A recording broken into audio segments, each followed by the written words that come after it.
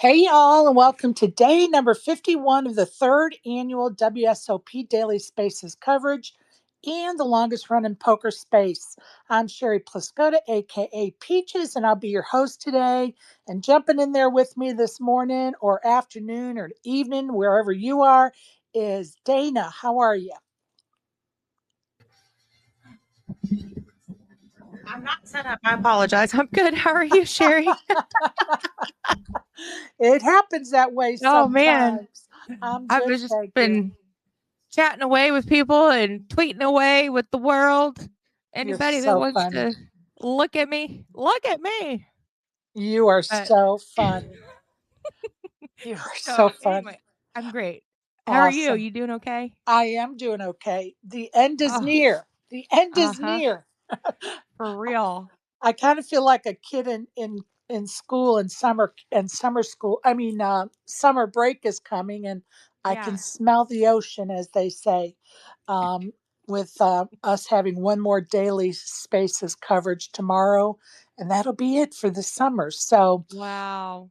it's hard to believe that'll be day number 53 that I've been doing this. You've been joining me. Karen's here and many others. So it's Yeah, kind of it's been a hard to blast. believe, It really is. right? It's kind of hard to believe, but yet here we are. So let me make a couple of announcements and we'll get on with it. How does that sound? All right. Perfect.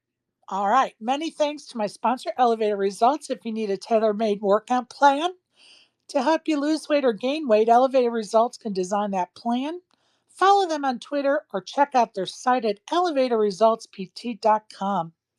Be reminded you can find the recordings of my past spaces, including my daily WSOP and daily WPT coverage on my YouTube channel at Sherry Pluskota 9212. Please like and subscribe. Also, be reminded that we always try to give the most accurate and information, but sometimes we make mistakes or information has changed since we researched it. So please double check any information we provide to ensure yourself the best experience possible. And if you find that we've made a mistake, please let us know so we can correct that mistake for everybody. Hey, Karen, welcome. Good morning, afternoon. How'd you do last night? Um, I didn't make the final table. I think maybe 17th or 15th, something Good like for that. you. Yeah, I went till like 10:20. Good for you. It was fun. Yeah, we had a an all in. Like I went all in, and then a whole bunch of people went all in. I'm like, all right, that's not good. 12 to the flop is never a good thing. No, so that was that, and then I was out. Yeah, ace 10 club's not looking so good. And then this guy jammed behind me, although he did have a shorter stack, and I guess he was starting to feel desperate. I had about 12 bigs, early position, but he was two or three positions to my left. He had ace four off, and he called my all in. But oh well, and he got a straight. Well, I'd like to say I'm surprised, but last Saturday somebody called me with 7-3 off and I went home and they stayed there with my chip. So here we are. Oh, it just reminded me. All I kept saying is, "This is Barb League Poker," because I can't imagine they would do that playing for real money. But maybe I'm still naive. Well, they wouldn't So, be winning a lot with some of these right? plays, but some of the players are good, so it's tricky because you some of the players know what's going on and some don't. Of course, and that's bar league poker. And I've always said this: bar league poker really tests your skills because you have to adjust because there are so many levels of playing abilities. And so you really do have to be adjusting every hand, every table you move to, every table that every time there's a new player brought in, you have to continue to, change and adapt. It really is good for your poker skills. Yeah, I do agree that it's great for adapting. I'm going to step away for just a moment. Sure, Aero bug guys here. I just want to talk to him. sure. No worries. No Be right worries. back. No worries. While she's doing that, I'll make a couple other announcements before we dive deep into that main event. Um, a reminder, I'll be in Malta sometime the week of October 25th through November the 3rd. I know I will definitely be there on October 31st, which of course is Halloween. So bring your costume and come play the event I'll be hosting on that evening, as well as there's going to be a ladies event and a main event and all kind of fun stuff to get into. And of course, Malta is a beautiful destination. So be sure to join me in Malta. Um, I want to talk about the cash poker chips, the policy changes in Vegas. And let me get it. I have it written down because I don't want to make mistakes because it's an important topic. Caesars and MGM properties will only cash out poker chips from their properties, ending any pre existing arrangements for accepting chips from other gambling parlors. So definitely cash in all of your chips before you leave their properties. That takes effect tomorrow. And that new policy is also going to be put in place by the Win, although I could not find an effective date. I'm sure it's right around the corner if it's not already in place. Also, the Venetian and Palazzo, that policy change goes into effect today. And for those that may have missed it yesterday, a spokesman for the Venetian made this statement. This policy change is another measure in our commitment to anti money laundering compliance. So they do have reasons for doing this policy change. And just be aware, cash out those chips before you leave so you don't have to make a trip back to a casino you just left.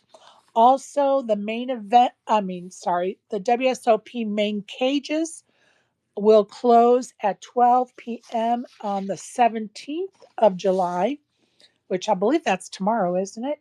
Um, and any unclaimed payouts will be claimed by appointment only at the Paris main cage Monday through Friday, 9 a.m. to 5 p.m. But again, you have to make an appointment to do that.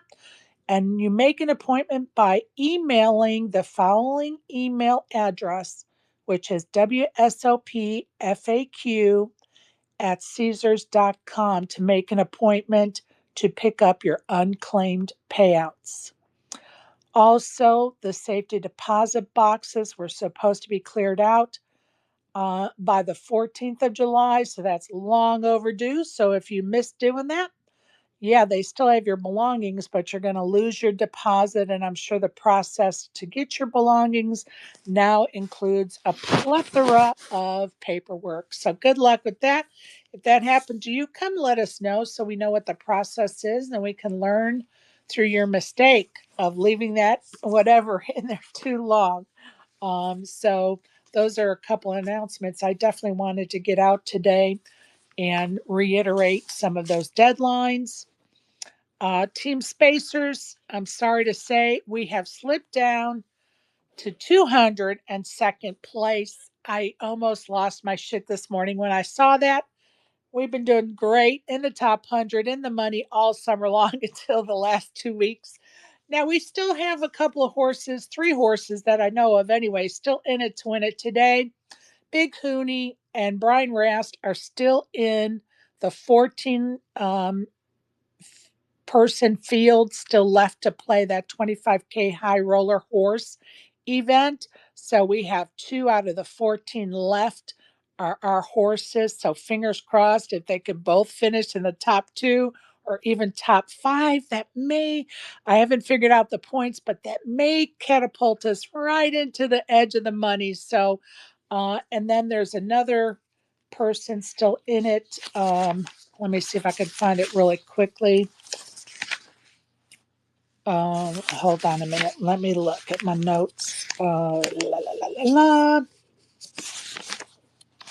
Well, I don't know what I did with, but I'll make as soon as I go over the scheduling. There is in that. Oh, right. Brian Rast. Nope. Is that right? No, sorry. Oh, Chris Moorman. That was the third one. Chris Moorman is still in event number 99, the 5K No Limit 8-handed event. And there are still 68 folks left in that event. So we do still have three folks in it to win it today that I know of. Somebody could be in a tournament deep, deep in the numbers, and I didn't see them because I typically just look at the top 100 in a field that's left. So if anybody finds anyone besides those three, let me know, and we'll definitely put it in, or just put it in our chat, folks. So, um, Karen, are you back with us? Are you still getting the bugs out? Let me see if ASG can come up because I'm sure he'll want to discuss the main event as well. Karen is still working with the bug man. Dana, what are you doing today? I'm going to buy some time while she's working with the bug man. What are you doing today, Dana? Well, I think I'm going to try to organize a closet. You inspired me the other day. I've been thinking about it. I mean, thinking about it is only what 60% Well, of the effort. let me just tell you, if I can recommend something to you, it would be before you tear it all apart, go through the racks of your clothing and pull out stuff that can go to Goodwill. Do that Yeah. first because you'll be amazed at how much space that makes right away. And it's a quick purge and it, kind of helps motivate you because, oh, look, look at all the room I created just by doing that. Yeah, I'm going to separate it to like clothes and like bathroom stuff for a local women's shelter. Right on. I don't think they get enough attention. And then we've got a really good veteran shelter as well. Or not shelter, but organization that we donate to. Awesome. Those are great, worthy causes for sure. Yep. Um, Absolutely. Well, I'm going to But other put, than that, just hoping we don't get more rain. well, you can keep it there. We've had enough now. Thank you very Mhm. much. Mhm. You asked me the other day, has the rain gotten there yet? And I was like, no. Well, that changed real quick. Those Yeah. tropical storms always kind of push their way up from the Gulf. So we get it Yeah. eventually. I'm going to read a Mhm. tweet that Patrick Leonard put out because I just think it's kind of a fun story. Like he puts in his tweet, a good story from the closer, laugh out loud. Dealer goes immediately to the flop. Doesn't deal anybody cards. Seat 8 goes all in and kicks seat 9.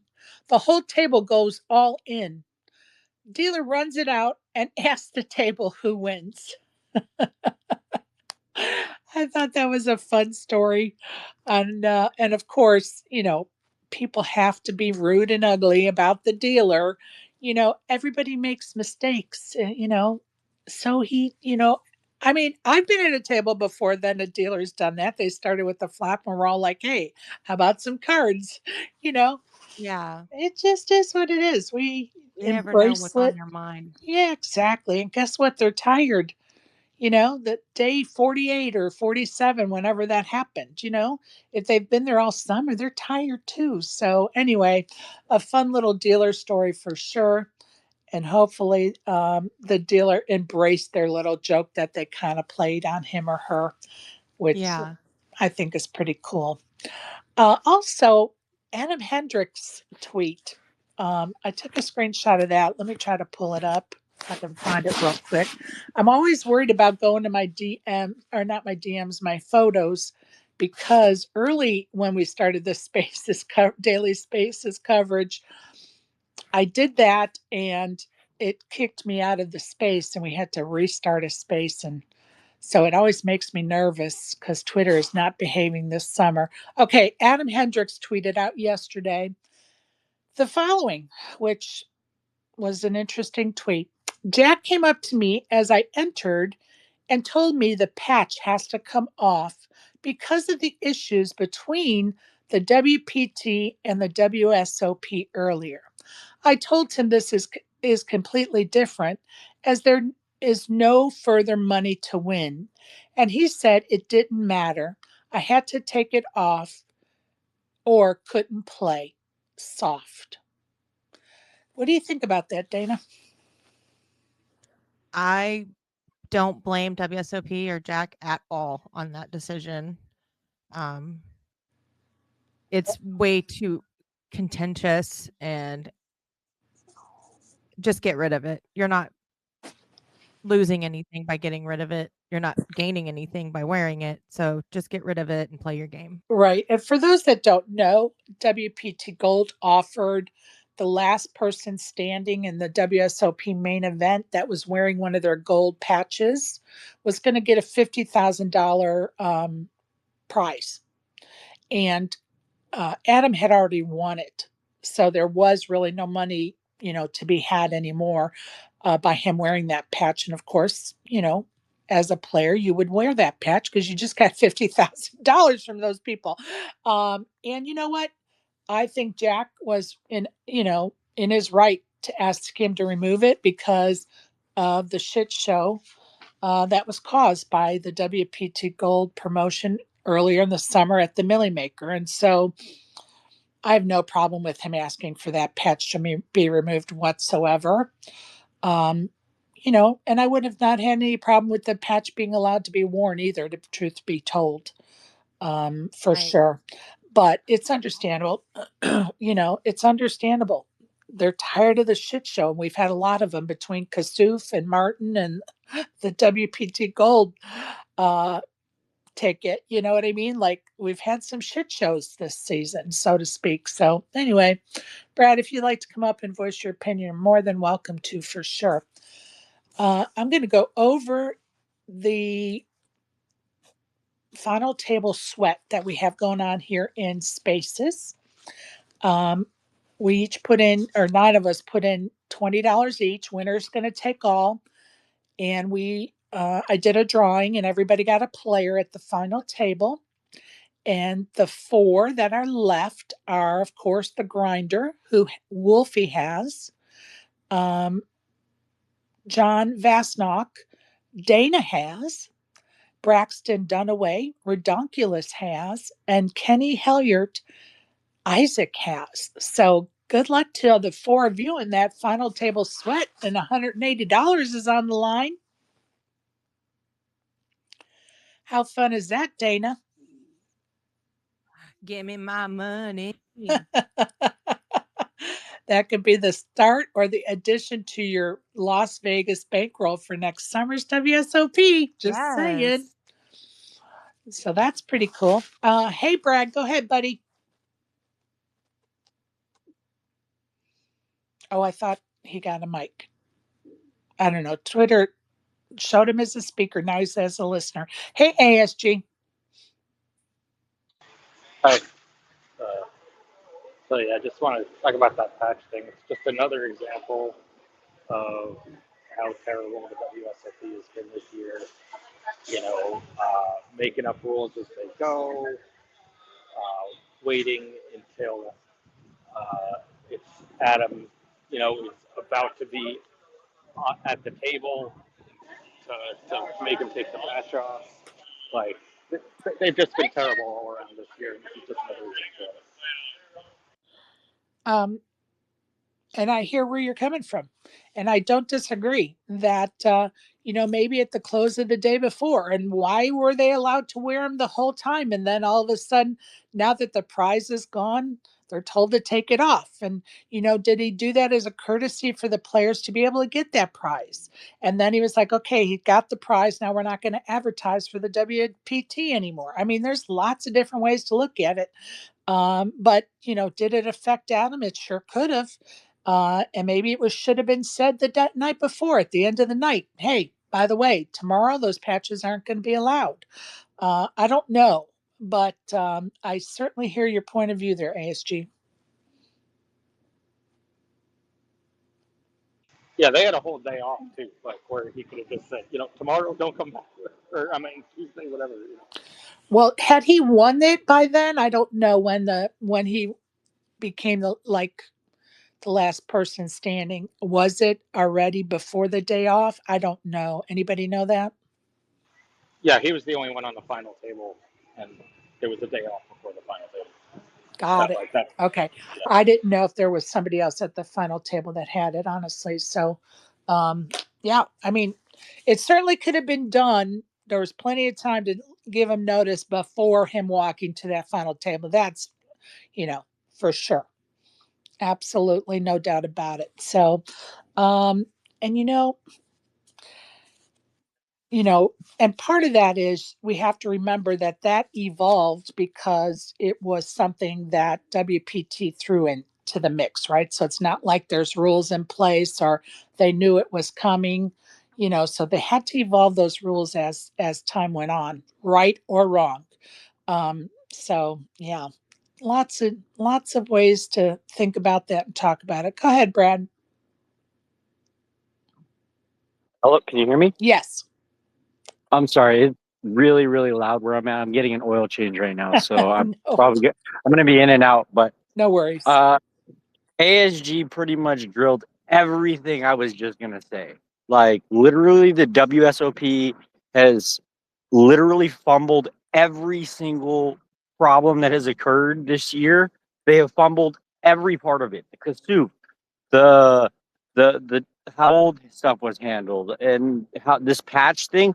Are they gonna what are they gonna do? Tell people they can't wear Faraz Jaka coaching patches, chance coordinate that I mean what it's just so silly and it's just it's just laughable. Um um I agree with ASG, he drilled it. They literally fumbled everything, the whole Kasuf stuff, the WPT stuff. To tell people that they can't wear patches, it's just the silliest thing I've ever heard of. And to do it on the last day when there's, it's just laughable. It's just When you say they fumbled the whole WPT stuff, what do you mean by that? I think that they scrambled after that whole situation happened, and I think that how the players were handled themselves was fumbled. And I guess that plays into the patch with Hendrix at the end. I guess we can bundle that Okay, all in one. okay, I, because I look at those as two totally separate I issues. don't. I don't. The reason why I don't think so is because, to your point that you were making earlier, had that other stuff not happened, then the patch isn't an issue. So I think the Well, patch we don't and know the that. previous We don't know. scenario are kind of coupled together. And did they stop anybody else from wearing patches? Well, but this Ms. is a little Rocky, different. I mean, you Ms. have to admit this is a little different, and Ms. we have to Rocky go. had like 3 different patches on. Okay, They but tell this him is to a take little. off any of those patches? Can I speak now? Go ahead. Okay, I listen to you now. I need you to listen to me. Okay, I'm here. Um, Everybody in this space would have to agree that the WPT patch, gold patches, is totally different than a coaching school.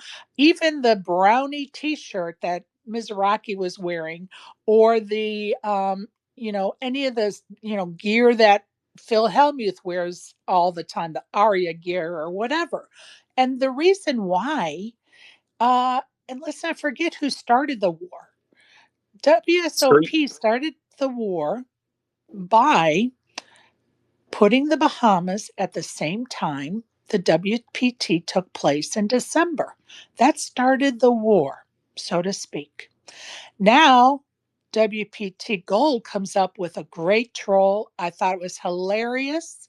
I thought it was fantastic for the players of $1 million bonus uh, when you win one of those designated bracelet events. Unfortunately, that promotion led to cheating at a final table. And cheating, as described in the rules, is chip dumping. Whether you agree with that or not, that's one of the ways you can cheat, as well as what do you call it? Collusion, right? Okay, under the rules. Okay, so now that creates a huge mess for the WSOP. And guess what? The WPT is getting all kind of PR from it, right? So they're winning the war. You know, they're winning the war. So, So so now, now, but you're I'm bringing not up, finished. you're Hey, linking the two together though. hold on. Them taking away the I'm patch, doing a you're timeline. linking them together. I'm Hang doing a on, Jen. timeline. I'm not linking anything together. I'm doing a timeline. So then you have this mess at the Millionaire Maker that, puts two guys on the rail for who knows how long that before they are allowed to play at a WSOP event in Vegas. I don't even remember if it has to do with the circuit or not, if those properties owned by Caesars elsewhere are affected. I don't know. Don't remember. Or even if we talked about it, quite honestly. Okay, so now these two players who count on playing poker, now was it worth a $500,000? I don't know. That's for them to answer. So is it going to probably end up court? Probably. Anyway, so then you fast forward to as if that big mess at the Millionaire Maker wasn't bad enough. Now the Gold WPT Gold is going to put out another patch with another prize attached to it that affects the WSOP. Why? Because it's being done at the WSOP. Now, I like this promotion. Why? Because it's just the last person standing, and the amount of money I don't think is going to lead to people doing what they did in the Millionaire Maker. And again, I may be naive. That's okay. But all of these things, all of them, and let's not forget how the WSOP handled the Kasuf and the Martin situation. I've been vocal about that. Too little, too late. As well as them promoting it by having them on live feed on purpose so they can get clicks, so to speak. And so for me, the timeline is important to discuss because the timeline lets us understand all the events that took place. I don't think the gold patch should have been banned necessarily for the final 2 days. I understand why. Why should they allow And extra? Why should they allow you're the advertisement for somebody that's been causing havoc? Why should they allow them to get free advertisement on their live feed? Why should they? but, And that but has your nothing to timeline do with other patches. your timeline is an exact reason why Jack Apple comes down and says no more patches. It's all linked. That's what I'm saying. Well, in your It's all opinion. linked. And guess what? In It, your it, opinion, it yeah. wasn't arbitrary though. He didn't arbitrarily just say, "Oh, only the Club WPT gold patches are not allowed to be worn." What about Poker Stars? They're competitors. He didn't stop anybody from wearing Poker I Stars don't know or what your any other point is. competitors I patches. don't understand your point because I agree with you. So I'm My not sure what your point is here. No, I agree with you 100% Okay. on your entire timeline. What I'm saying is the gold patch ban at the end, it's linked to all this other stuff. That's exactly my point. But And he's but the basically, whole picture is that here's the whole thing. They have been tit for tat for 2 years. And 100%. WSOP is in their full right to say to anyone, hey, you have a Biden hat on. We don't want that on our live feed. Hey, you have a certain scarf that represents a Totally terrorist agree. organization. We don't want that Totally. on our live feed. Hey, you have Totally. a patch on that may cause controversy, and we don't want to give them free advertisement. You can't wear that on our feed. And that's all it amounts to, in my opinion.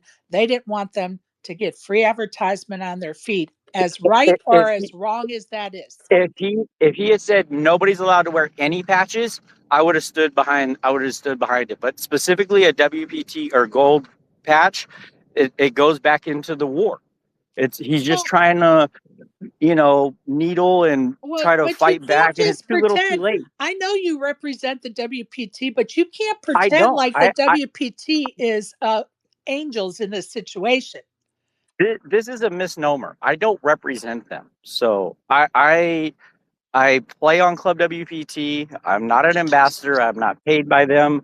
I am friendly with a lot of the people in the organization, but I definitely don't represent them, and I don't speak for them. And do I think that the promo was had consequences or fallout that I was unfavorable to poker, I 100% agree. Was it that is the case. unfavorable? Was it unfavorable to the WSOP? The WSOP stood to benefit from this program, except for this one scenario. Unfavorable to the WSOP? Was In what this, happened in the Millie Maker unfavorable to the it was. WSOP? I do think so, yes. But the WSOP stood to benefit from this promotion. I beg to differ. Let me explain. I beg to differ. Let me explain why. Sure. And I know that this is the case, not just for my own sake, but I was not going to the WSOP this summer. Right. Had I won a gold ticket, I was going to the WSOP. And there are many people who I know personally went to the WSOP and played several events because they won a gold ticket. And they issued thousands of these tickets out. So they stood to benefit from getting more butts and seats because of this promotion. Okay, let's not get it twisted. Let's not get it twisted. The main benefactor was the free advertisement that the WPT Gold got out of it. 100%. You're 100% correct on that. And do I think it was a troll of a promotion? 100%. Do I think like all of that? I 100% agree. But the only negative, if whatever happened in the Millie Maker didn't happen in any of their events, they issued that same ticket to 11 different events. It only happened in one. So if it didn't happen in any other event, then the WSOP stood to benefit from it. Sure, the WPT Gold gets a little ad promo. So you know what you do? You do the same thing when in WPT in December. You do a $1.5 million bonus to the WPT. Like that's how you clap back. Honestly, I hope they don't. I hope they don't. I actually hope they don't as well. I actually hope they don't as well because of what we saw. And I think the fallout has, negative repercussions to what we're talking about. When you do get into these weird spots where there's just 2 or 3 people left. But I don't know. I just think that, like I said, to the point of what ASG was saying, where I was really going with it, I really think that the WSOP really fumbled a lot of the problems that they had. The Kasuf stuff, they should have been. Why is he getting he didn't get his first 1-round penalty until day 6, and then they put him on a 5 and 10 second clock. And then he gets another 1-round penalty. He didn't get a 1-hand penalty, a 3-hand penalty. He went straight to 1 round. And he should have been on penalties well before that. Well, to be very I'm going to honest. tell you that, we talked about that over the last week. And I think everybody is in agreement that the WSOP did not apply the rules to him soon enough and put him in his place. Instead, they try to capitalize on the crazy by putting him on live feed tables on a daily basis. And then he just, like a child, just kept getting worse and worse and worse because he wasn't being disciplined.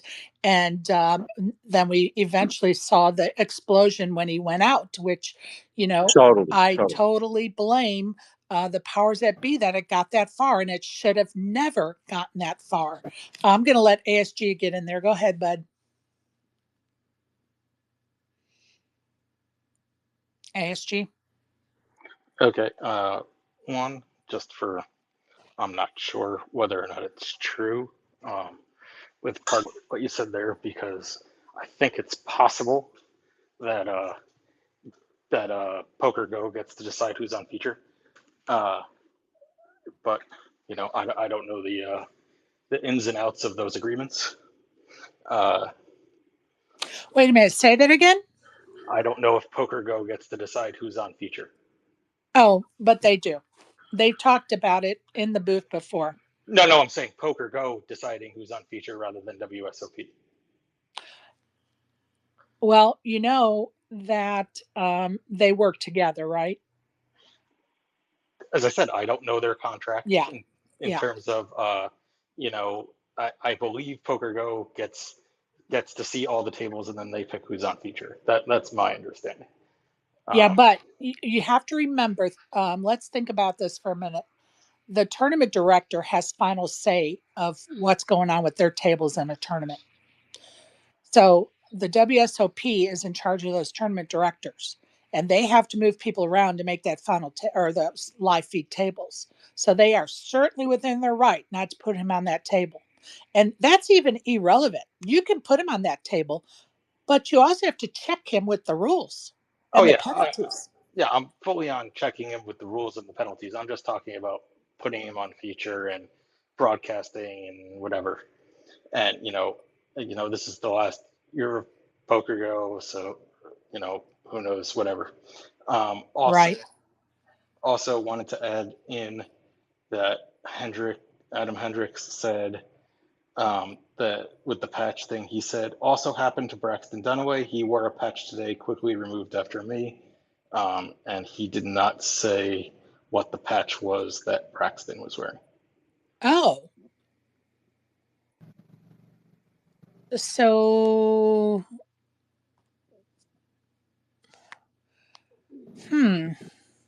Yeah, that makes me curious because Ms. Rocky had like 3 or 4 different patches on. So are they picking and choosing which patches can be worn or not? here, let I'm me really curious hold about on. that. Let's see. Is there anything under? Hold on. Let me look and see if there's anything else under that.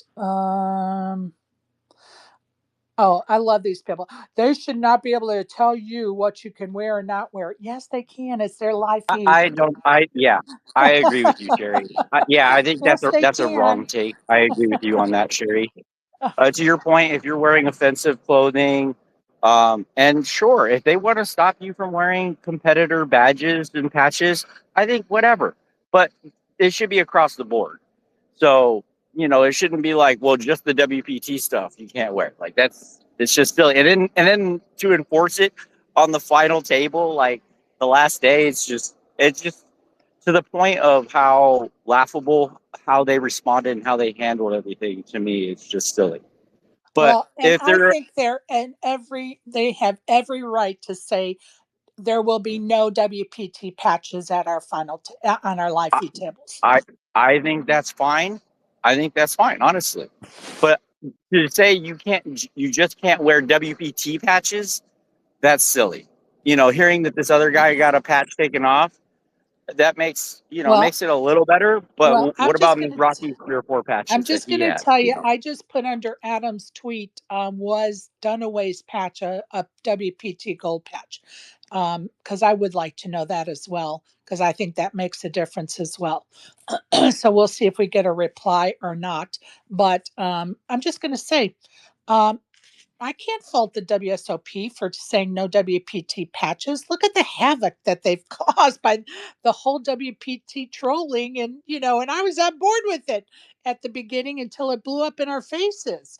And I have no problem with them saying no WPT patches whatsoever. Um, Go ahead, Dana. Okay. So, first of all, communications in corporations, it's a lot of back and forth, chain emails, and they probably have lawyers involved at this point. And so it's not going to happen the day before the break or anything like that. Monday was the break and a business day. So they were probably having a conversation in the higher levels, in the C levels. And then they gave Jack the directive. And then the next time they were to cross paths was the first day of the final table. So I don't think that decision came from Jack. I think it came from very thoughtful consideration at the higher levels. And because of the corporate espionage that took place. Poker Stars, by the way, isn't a competitor. They're actually a sponsor or a partner with WSOP this year. They had their own commentators on the air with Poker Go. So they had their brand up on the screen and on the I believe on the felt, but definitely on the banners. And then a lot of stuff I was agreeing with. WPT was the benefactor of all of this with the free advertising, and WSOP just looked like, total dunces for not dealing with it sooner or not being aware of the competition, whatever the case may be. As for Hendrix, he's a pot stirrer with his little needle against Kasuf the day after he was eliminated. I thought it was very unprofessional of Hendrix to post what he posted, especially after making the final table of the WSOP. It's not about the WPT. It's about your journey in the main event. I didn't see that tweet. You want to read it to us? It's the saying that Jack or WSOP is soft. Oh, the Jack one came up to me. Oh yeah, okay, the one I read already. Okay. I thought that was rude and unprofessional and ungrateful. And then the Dunaway patch, I think we could probably search out pictures of him on the days prior, see what patch he was wearing. I think it was a Club WPT patch. I thought it was too. And that would lead me to believe that the reason why Adam won the 50K was that maybe Dunaway forgot to post his picture at the end of the day with his patch on. So that way, then Adam won the 50K is what I'm thinking, but I have no data on that to be correct. So, but that's kind of what I was thinking because I kind of thought it was Dunaway, but I was going to research it a little bit more before saying anything. But anyway, all right. Any more comments about that? Matt, welcome. Hello, Sherry, and to everybody. Hope you're all keeping well over there. It's been a fascinating conversation I've just been hearing regarding the patches. Now, I can have a little relation to that over here. Am I okay to share it, Sherry? Sure, go right ahead. I'm not sure if it's will kind of relate to what you've been talking about, for what happened from your side. But from our side, we had a gentleman that came into where my uncle works, the casino there. Right. And have you heard of a company called what's it called? Full Tilt Poker? Yes. And the gentleman, I don't know who it was in charge at the time, told him to take the patches off and just wear a plain t-shirt.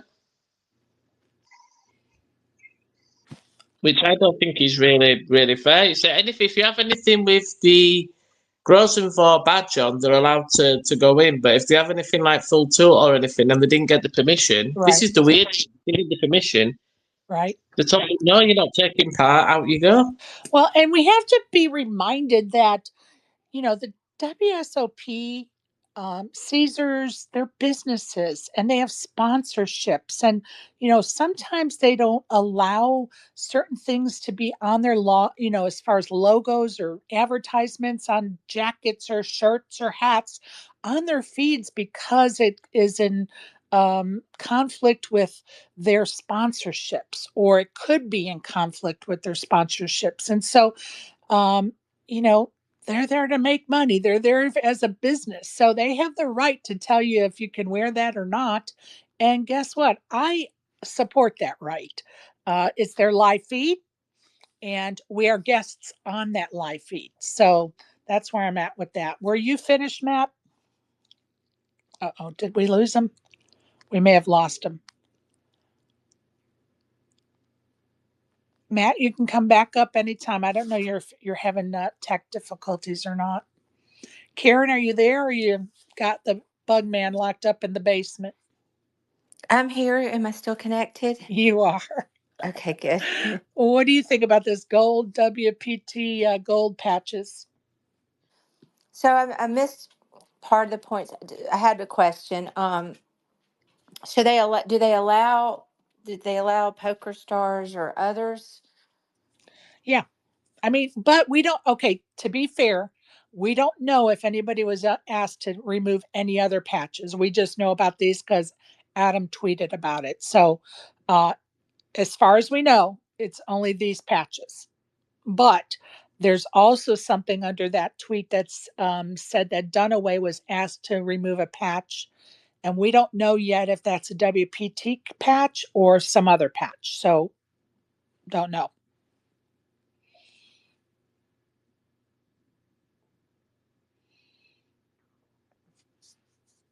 Was that your only question about it, Karen? Are you talking with your microphone? Maybe the bug guy came back up to talk to her. Go ahead, Matt. We'll wait on her. If Karen wants to come back in as well, it's fine by me, no problem. Oh, yes. So sorry about that, Sherry. I seem to have lost connection there. I don't know what happened. I think those bugs you mentioned about, I think they've been haunting my phone. Right.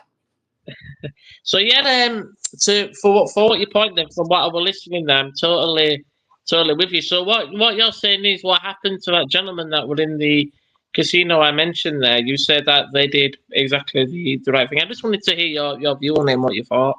Yeah, in my opinion, the people that are operating that live feed, own that live feed or whatever, are in charge of that live feed, have been hired to run the live feed, whatever the case is.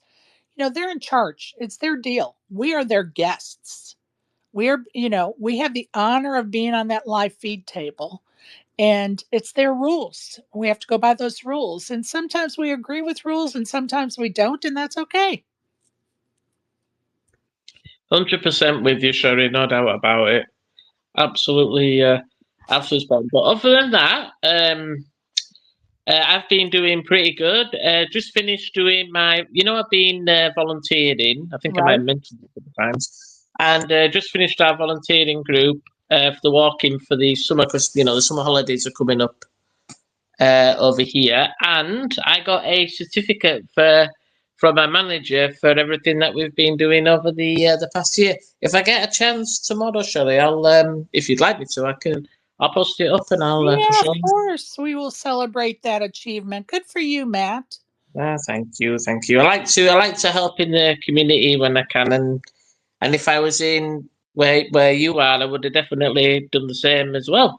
No doubt about that. Well, and I don't doubt your word for sure. And congratulations on that recognition for your hard work. Great job, bud. Thank you. I appreciate that, Sherry. How's things been going on in the poker? Because I've missed a little bit of the the talk earlier on. Sorry if you have to repeat yourself, but I just wanted to know about the recap. What happened in the poker yesterday? Have you got any information? Oh, Please. we're gonna talk about that next, Matt. We're gonna talk about the main event and Okay. poker going. Bye bye bye. We're gonna talk about all that in just a minute. So let me get to these hands and we'll get on to the main event, okay? Absolutely fine. Yeah, no problem. Actually, Sherry, I am expecting a important call in a few minutes, so I'll switch back to listening. But sorry I kept it short and sweet, but it's been an absolute pleasure, Thank you, and with Matt. the people here as well. And hopefully, I'll get a bit longer tomorrow, and we'll have a proper catch up with everybody. That'll be great. We're gonna do trivia tomorrow, so join us for that. Oh, Um, definitely. it should be some fun. It'll be our last daily space for the summer, and we're going to do some trivia and have some fun. So definitely plan to be here, Matt, and thank you as always. Always a pleasure, and look after yourselves and have a well. I have to say, because I know it's morning over there, have a lovely morning and the rest of your day, and to everybody listening as well. Thank you. Appreciate you. All right, I'm going to go to ASG and then I'll get back to Karen. Go ahead, ASG. Okay. My phone's dying, so this might be the last of me.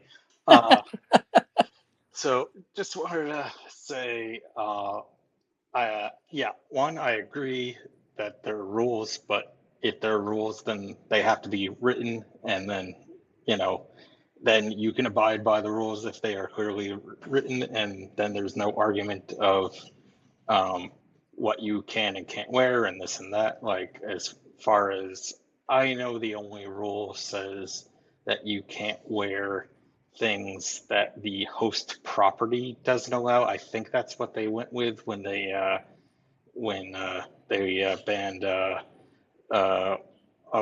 Bonomo with wearing the kafila, or however you pronounce it. So I'm assuming they're going by the same section for this one. And then I thought it said, didn't it say something like they reserve the right to not allow? not allow?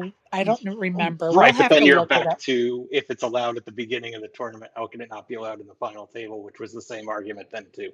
Well, Um, and I'm with you. And you yeah, guys know I've been talking about yeah, consistency and even-handedness, right? right, yeah. Yeah. So I'm just saying it's the same arguments as when we were talking about that back then, even though it's like less religious or less political. Um, and then the second thing, this is just a perspective argument, but I would say we are not guests on stream. We are unpaid talent on stream. That's my opinion of the poker player is we're not a guest on the stream. We didn't ask to be on the stream. They are using us for their product. Now, you could say semantics, but I think that's an important point of like the dynamic of the relationship of, there wouldn't be a stream without us too. Well, there wouldn't be an event without a player. And, Yeah. you're entitled to that opinion. I look at it as an honor that you're a guest on that stream, and that opinion's okay too. Go ahead, Karen. I'm sorry. Wait, were those the only points you had, ASG? I wasn't trying to. Yeah, and then I'm Okay. going to try to preserve what little battery I have left. Bye. Go ahead, Karen. Go ahead, Karen. I hope this works. Can you hear me? Yes. I'm on my laptop now. I mean, barely get it working. Anyway, I always do it on my phone, so it was tough. My phone died. Yeah, I mean, obviously that they can make the rules of how people look, what they've got on. They don't want political messages. They don't want this. They don't want that. I guess just with regards to the WPT thing, I don't know how how WPT handles it and how other poker stars, but I think that protocol matters to me a little about what's kind of customary. And I guess I just would hope that they're enforcing it. I don't think they should single WPT out. That's just my opinion, even in spite of the stuff that happened. I think either you're allowed to wear the competing patches or not. That's just, to me, as an organizer, that would be the way that I would want to do it. It's consistent. Obviously they can, do what they want. I don't think it's a bad look. Just take the high road, and your role is your role. That's just, I don't like the idea that they would single out one organization and say you can't wear those patches. Well, and I think, you know, as I mentioned earlier, you let them wear them for how many days? This is day what? Day 10 or 11, and now you can't wear the patch? Like, same thing with Kasuf. This is day 5 or 6. He's been acting a fool, and now you're going to discipline him. Like, it should have been, handled way before that time, or not at all. You just let it go and be done with it, because it just makes you look stupid, right? I think they're in their right to do it for sure. Should they have? That's another topic. Go ahead, Dana. I think yes, they should have. And things change, things evolve over days and days. And yesterday we had the addition of CBS Sports, which is a whole other army of lawyers. So now we're even climbing higher in the corporation world. And so, like I said,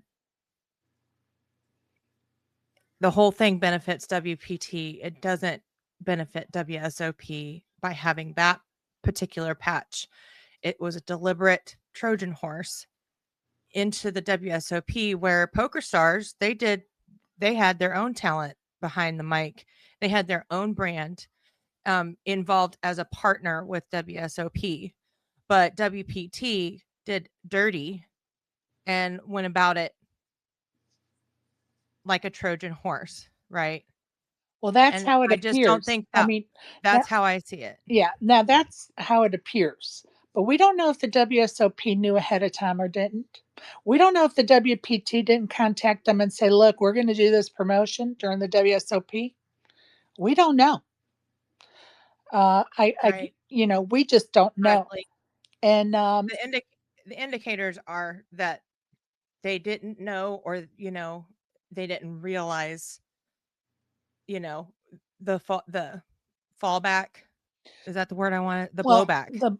and let's face it, no, I don't think anybody would say that they, that what happened with the millie makers exactly what the WPT wanted, WPT Gold wanted. Nobody, I think, has ever said that.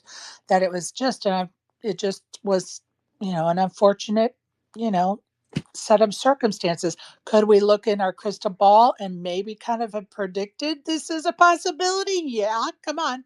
We're poker players. But, it is what it is. And, don't wear the WPT gold patches are consequences for actions, right? Not necessarily the player's actions, but a corporate action. That put kind of a black eye on a bracelet event. The bracelet ended up not even being awarded, and two guys are now banned for how long? We don't even know. Lifetime? Who knows? So the trickle down effect is broad and wide. And is it what we want in the world of poker? I'll leave you to answer that yourselves. But here we are. Yeah, no, I think you hit the nail on the head with a couple comments there. I think the consequences that we saw, I think they were unintended, but I definitely don't think that they were entirely unforeseen, if that Right. makes sense. I don't think that they planned on it happening Right. the way it did, but it seems silly to think that they didn't think that it could possibly be in the, mathematics of something like that potentially happening. I do think that the promo kind of it's kind of a weird thing, man. Like, as poker players, do we want, just forget this scenario? As a poker players, do we want other companies piling in money to add into the prize pool? Of course. I think Real Fats made a point about, like, what if it was Pepsi, or some car company. It was like, oh, we're going to work with the WSOP. We're going to pile in money for this Okay. tournament, that tournament. I see those as I two think different separate things. And no, I don't want the WPT piling money into a WSOP event and vice versa. No, absolutely not. Pepsi, Coke, Miller Lite Beer, those are sponsors of an event. If WPT wants to help if it sponsor was, an event, if like it, Poker News does a tournament, I'm assuming they're a sponsor of that event. If WPT wants to sponsor a WSOP event, then fucking sponsor an event. right. No, I get what you're saying from like the WPT in this sense is kind of like using it specifically like as an ad spot to kind of Right. take limelight. And it is a troll of a promotion for sure. But I'm just speaking in general. Do we want to inhibit companies from adding money to the In this prize way, pool? yes. No. In this way, yes. So if it was Pepsi that added $1 million on top, you would have been okay No, with it? For the same no, exact I would promo, not be if it okay was a with it. million. I'm saying no, I don't want it. You said that even if they were sponsors, that you would be okay with it, is the way I Okay, understood that. Maybe I because misunderstood. if they're a sponsor, that means they're working with the operator and they're figuring out a It promotion doesn't. that the It does. operator is on You're right. board with. And so that's a sponsorship. No, And so that money going no, into the you're prize pool. right. But it doesn't change. It doesn't change the dynamic that happened in the Millie Maker, though. The dynamic would have been exactly the same, even if it was approved by the WSOP or not. The same dynamic still happens, is what I'm getting at. So my point is I do think it's healthy to have extra money putting it into the tournaments. I do agree when it's coming from a competitor. It's honestly the weirdest thing I've ever seen. I've seen this in any other industry ever, where a competitor is like doing some sort of promo on the other side of things. So I've never seen And I anything hope like we it. never see it And again. I'm generally in agreement, but I do think that, you know, added money to the prize pool, wherever it's coming from the player's standpoint. Does it matter whether it was Pepsi or Miller or a competitor that's adding money to the prize pool? No, I don't think it does. As a But player, it's it's not, irrelevant. but the difference is it's not to the prize pool. It's a separate prize pool. It never was in the prize pool of the WSOP event. There is a strong line there. There's a WSOP prize pool. The money was put in there by the players who paid an entry fee into that prize pool. The the WPT had another prize pool. The two are separate. They're not the same.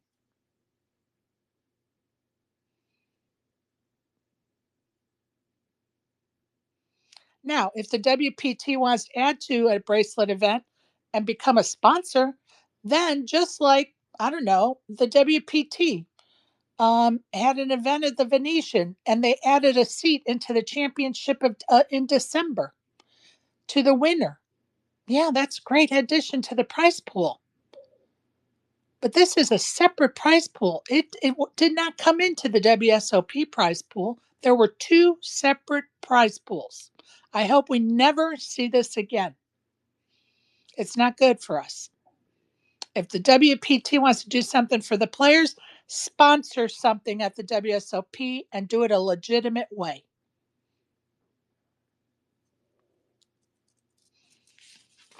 Yeah, all in all, I'm not a fan of the fallout.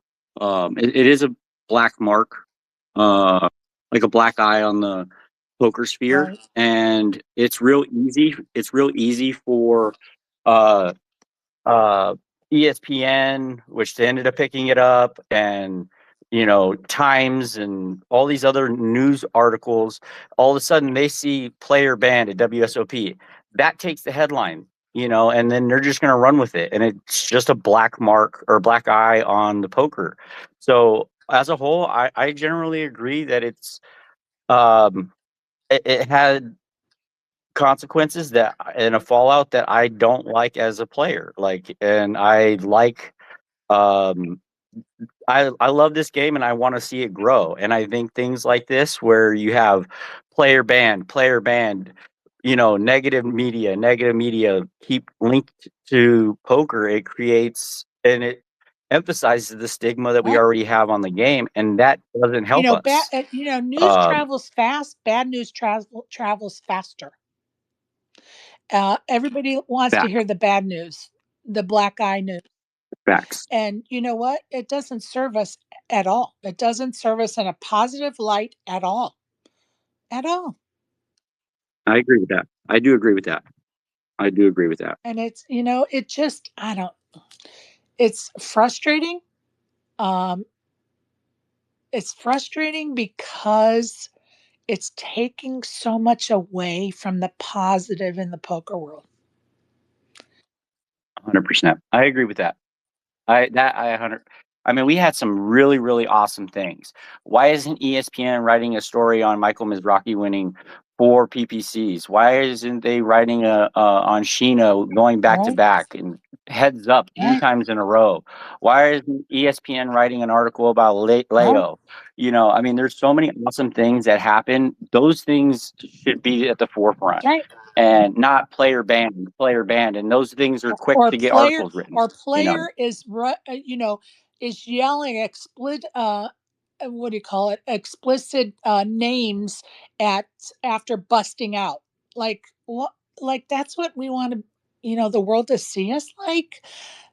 There's so many Right, I positive agree. I stories. agree. Somebody that got to the what was it, final two tables or final table of the main event on $125 or $35 satellite ticket or whatever. I mean, those are the stories we want to hear about, not all this other bullshit. And it just gets old. Um, and it just steals the thunder of the good things that are going on. Honestly,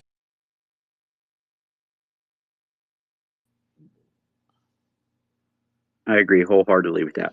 Dana. I forgot what I was going to say. Hello. Can Can you you hear guys me? hear me? My power's going on and off. I can hear you. Uh-oh. Can anybody hear me? Hello? I can hear you. I can hear you. Yep, I can hear you. Can you hear Yep. me? Yeah. Okay, our power's going on and off, so I'm going in and out of 5G, I guess, right now. So Oh. go ahead. You had your hand raised. Go ahead, Dana. I forgot what I was gonna say. I just saw a interview of Rob Mizrachi, and like my brain just completely blanked out because the Mizrachi brothers, they're so cute. Oh, they are cute. They are cute. They crack me up. And they are such crushers. For real. I've been watching them for ever. So it seems, right? All right, let's talk about the main event and the shit show called Poker Go, shall we? I spent all afternoon yesterday defending Poker Go's paywall, right? Because people are, oh, it should be free. Well, they have a huge overhang, right? They have a studio, staff, equipment. They have to have a mobile equipment and people to run the equipment when they move it over to the horseshoe for the live broadcast. They have 3 tables. They have to have staff there, etc., etc. They have a lot of overhead, millions of dollars a year to do Poker Go. And people are complaining because there's a $20 a month paywall. And yeah, I defended it yesterday. Why? Because it's a company charging a fee for their work. And I think it's crazy that people think it should be free. Like, come on, what are we doing here? So, anyway, so then, of course, we all go to watch the WSOP main event. We're all excited. Popcorn is cooked, the Coca Cola is poured. Gonna watch the main event. And of course, Poker Go craps out. Nobody can watch anything. So, what do? We go over to YouTube. And I can watch it on YouTube, but I can't.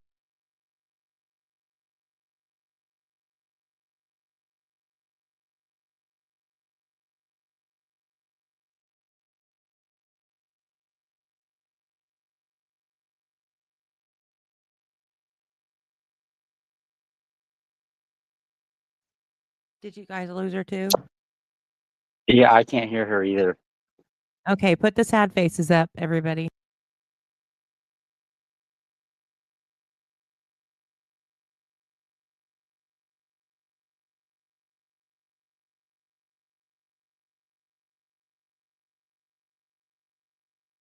We can't hear you, Sherry, if you're talking.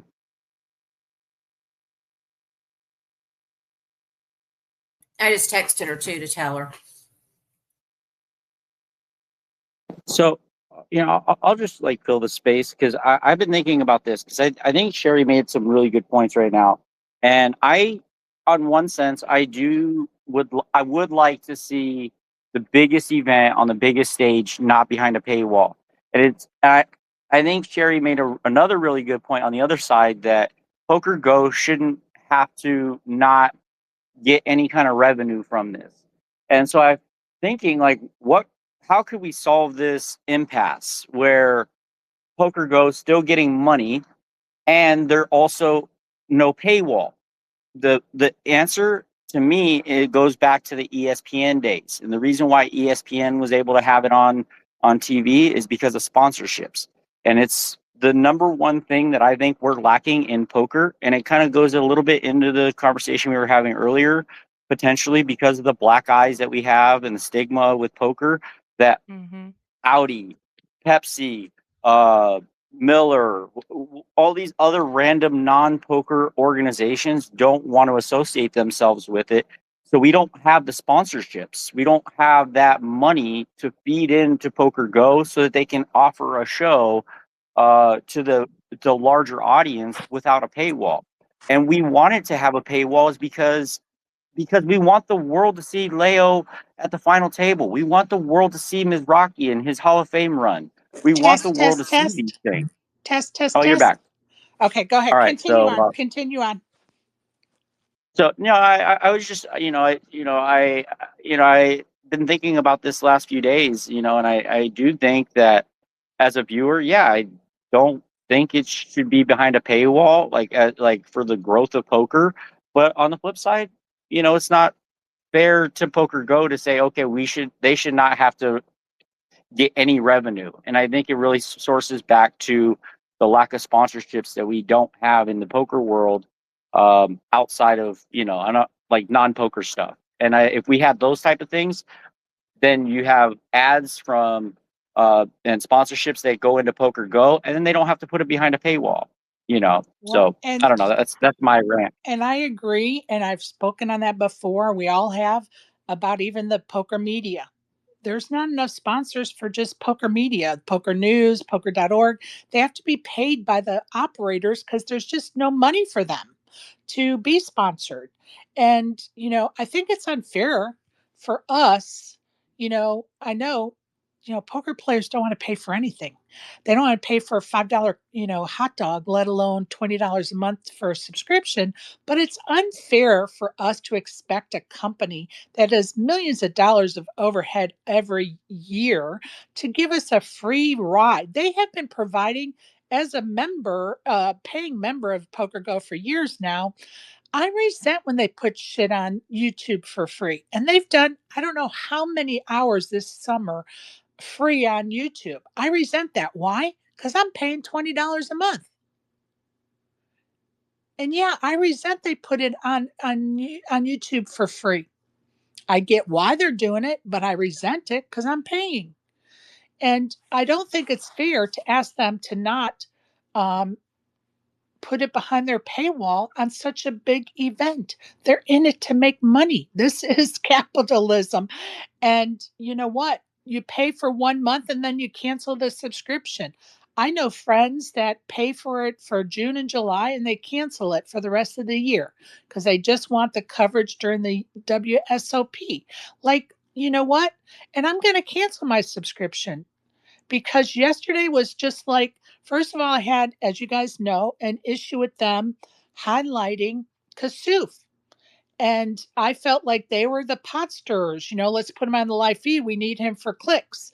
And it turned into the shit show we saw.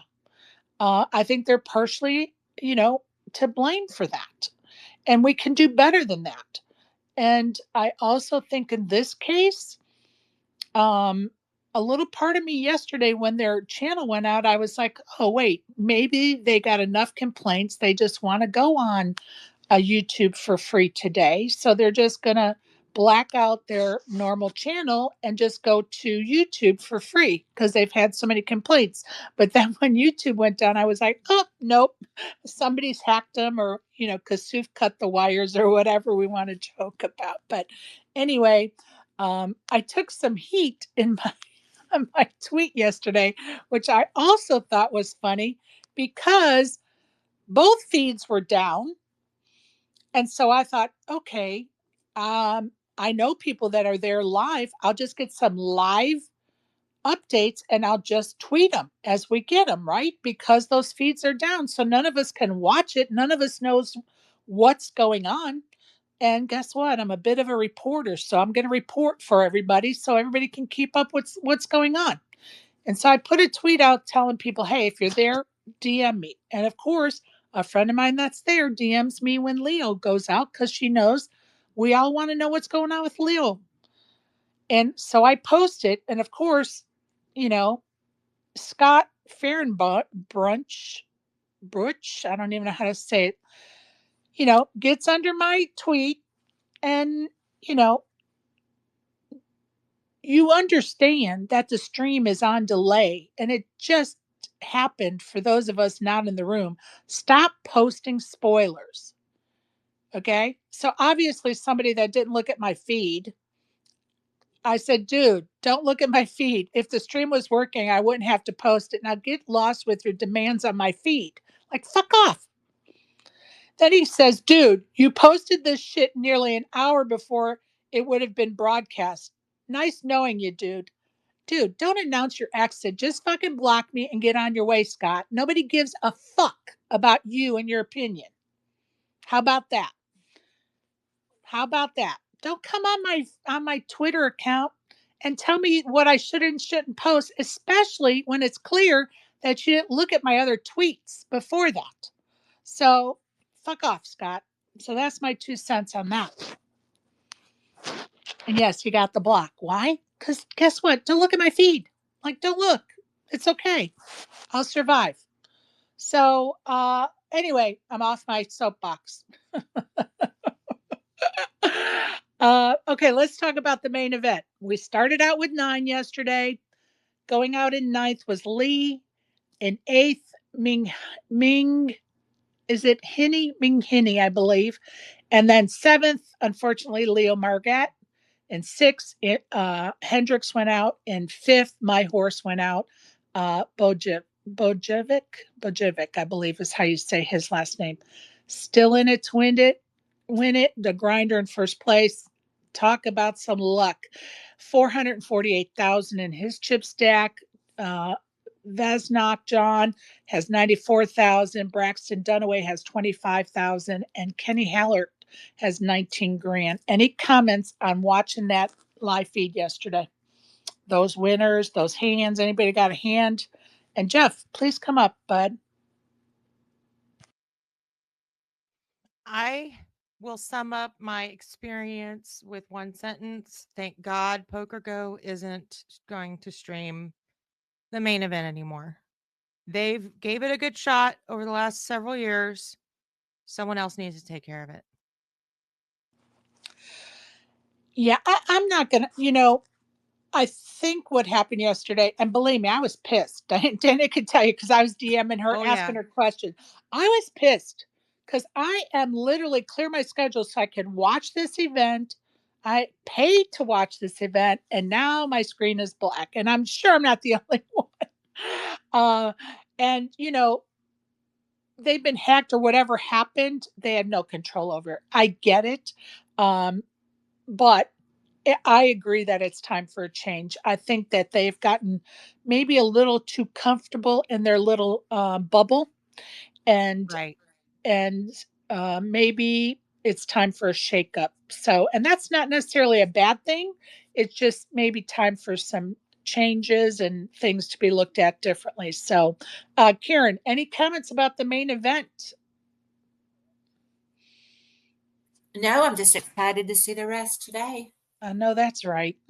Brad, what do you have about any comments?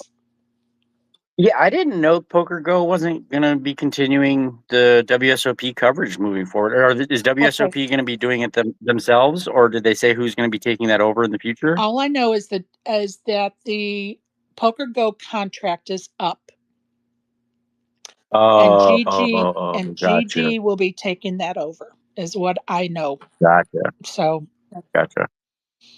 go ahead, Jeff. I'm sorry I couldn't get you up before. I'm having technical issues. That's okay. Great show, Sherry. Thank you. This is what I think. I mean, we love poker. We watch poker. We could watch it all day long.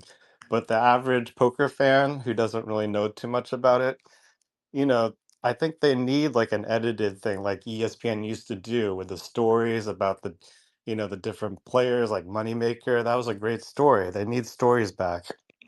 They need edited poker. They need it to fit in with maybe like an hour or 2 hours and just show the good hands, show the battles, bring back the excitement of that. And then you could do both. You could have that on ESPN or another channel. And then you could also have Poker Go where they could show you, the whole live events.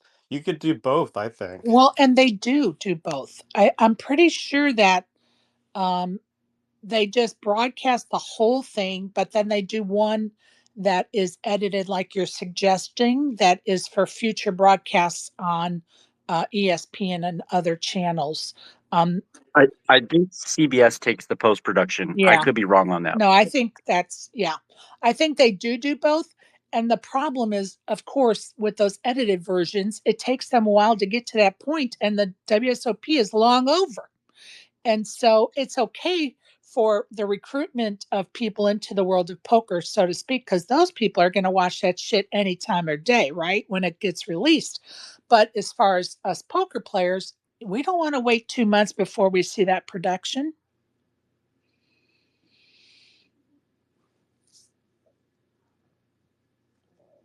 How lucky was Grinder yesterday at that table? Come on, you guys. Beating the pocket kings, catching an ace. Come on.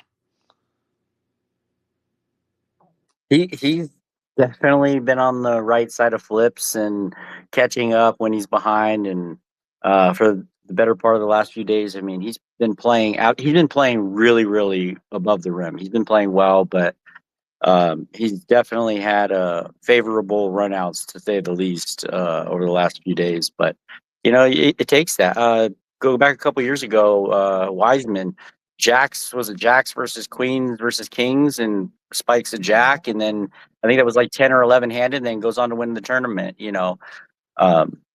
So but definitely bummed Leo's gone. Definitely would have liked to see her at least get a heads up run.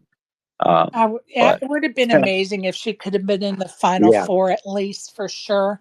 yeah, Not that it isn't amazing. She made it to number 7, of course, quite a feat. With only 4% of the playing field being females, she was against all odds getting to that final table. So kudos to her as well as the rest of the final table members. That's a long, drooling tournament. Um, and last night I was in this player space, and we were all watching it and talking about what's going on, and I couldn't help but think about Ruben. He was in the top. Was it about 140 or 150 when he went out? And imagine going that far, and now you're sitting watching the final table and wondering what it would have been if it were you at that final table, getting so close, so many days in. That had to be kind of a melancholy moment for him as well. Um, I did think about that while watching it with the group last night. So anyway, um, looking forward to it today. Is it starting at 3:30 again today? Anybody know? I haven't even looked that up. I don't even know. What was the question? What time does the live feed for the main event start today? I'll go look at YouTube right quick. Okay, thanks. Yeah, I didn't even look it up. Hey, Fats, welcome. Hey Terry, I see you're trying to save us. You got 3 guys left for us with a chance to do something. I'm pulling them out of the weeds there, Fats. But the good news is there's only 14 left in that 25K high roller horse event, and Big Hooney and Brian Rast are still in that. So Yeah, that's what I saw. That was a very positive. Although you do realize that if you'd have just put the right grinder in there, he's got like 400 million chips to like 90 million and like pennies. I know, I know. Trust me. I hear you loud and clear. And of course, we're just hoping to slip in the money, right? So I'm fingers just hoping. crossed. I'm hoping he wins the thing, and we end up taking it on a typo. Oh, that's a big typo, my friend. Big, big It's typo. close. Mizrachi's Mizrachi. Well. They're interchangeable. Is that what you're trying to say? It could happen. That's where typos. That's like the textbook definition of typo. Yeah, Michael, Mich, or Robert, Robert. Yeah, very close. Very, very close. I can Well, see how those typos. they go by the last name. They hit the MIZ, and then they get lazy and they just submit the wrong guy. All right. I can get on board with that. They're right next to each other. The guy could sneeze as he's tapping it, and that could cause him to hit the wrong guy. Right. I don't disagree. I'm going to let Dana go ahead. What you got, Dana? 3 p.m. Pacific, 6 p.m. Eastern. Perfect. Thank you so much. So that's what time the main event restarts today with the final 4. I'm looking forward to it. Hopefully, it won't be a frustrating start of a watch of a live feed as it was yesterday. That did take some of the fun out of it for sure. I'm going to go over the schedule real quick because this is Fats's favorite part of our broadcast. Oh, 10 I got here just in time for this. You Cool. did. Very cool. I know. 10 a.m. at the WSOP is event number 100, the last event. Super Turbo No Limit Tournament, $1,000 buy-in.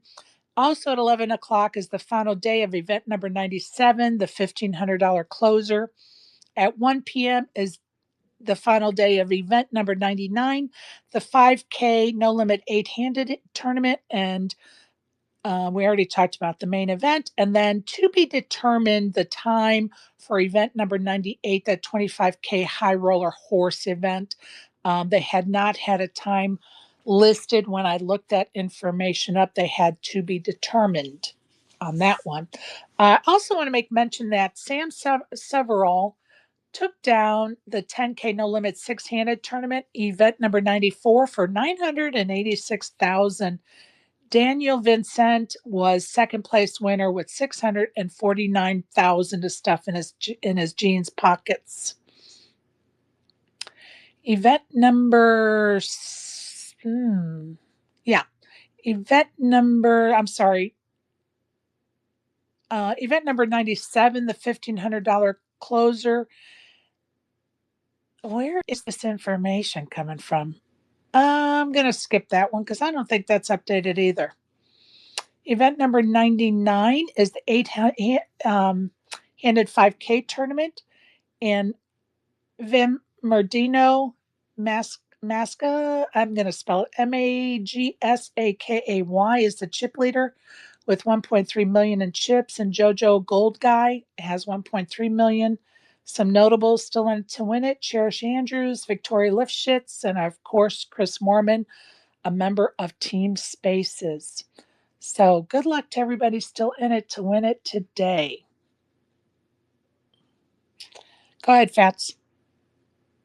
On the final table, I want to give my prediction out on how this is going to play out. All right. First of all, I fully expect the grinder to find a way to hold on to his big lead. Right. However, I think we may end up. They play for what, about, is it a half an hour or an hour before they actually kick the feed in that we're watching on delay? How long is that? Do you know? I think it's an hour, isn't it, Tina? Yeah. All right. I expect that it may be over by the time we get to the feed, because if the two stacks that are really short, and then there's the one that's got like 90 million, assuming that guy at this point is going to not want to go out before either of the two real short ones, I would expect Grinder to be putting pressure on that guy every time. So he's kind of forced to sit back and hope Grinder takes the two of those guys out. That's the job of the chip leader, right? To take out the short stacks, especially in this case. But I'm going to tell you, but he's also got to grind the big guy, because the big guy can't afford to get in the pot for all his chips when the other two guys are sitting there with pennies. Of course, you never want the two big stacks to go head to head when you have two such short stacks, right? So the grinder has to be the one pressuring everybody, but especially those short stacks. And I'm going to tell you, Kenny Hallier, he couldn't win a hand against Grinder yesterday. And I feel like his luck's going to change today. I think he's going to end up back over 100 million in chips before this thing is over. Oh, he's going to I think for him to build his chips up, he's going to have to gamble on possibly going out fourth. It's his only chance to come back in this thing. Yeah, I mean, he doesn't have many hands to choose from, that's for sure. But I, like you, think it's going to be a quick day. I mean, yesterday was so fast. I couldn't believe how fast it went yesterday. The other thing, I'm surprised they generally try to stop at 3 instead of 4. 4 seems like a much more sensible number to split it on the final table.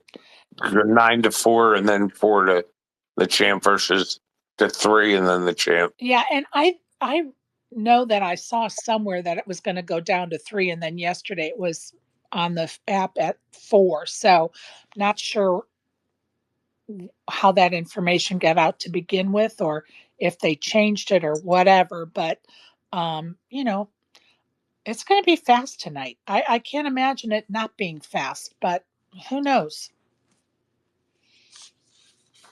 It's going to be fun to watch. I think it will be at least 4 hours. Oh, I wow. think we're at what 1 and 2 million at the end of that level, or are we at the 2? What level are we at? Like, I need that information. I'll figure it out. But 1 double up from Waz, 1 double up from Kenny, and you know, those 2 things happen, we have a 4-hour game minimum. And I don't want to I don't want to like leave out the guy, we can't say his name. Blozovich. He's out of it already. Oh, is he? Who's the fourth person? Dunaway, Howard, Vasnik. Yeah, I'm not going to underestimate any of them.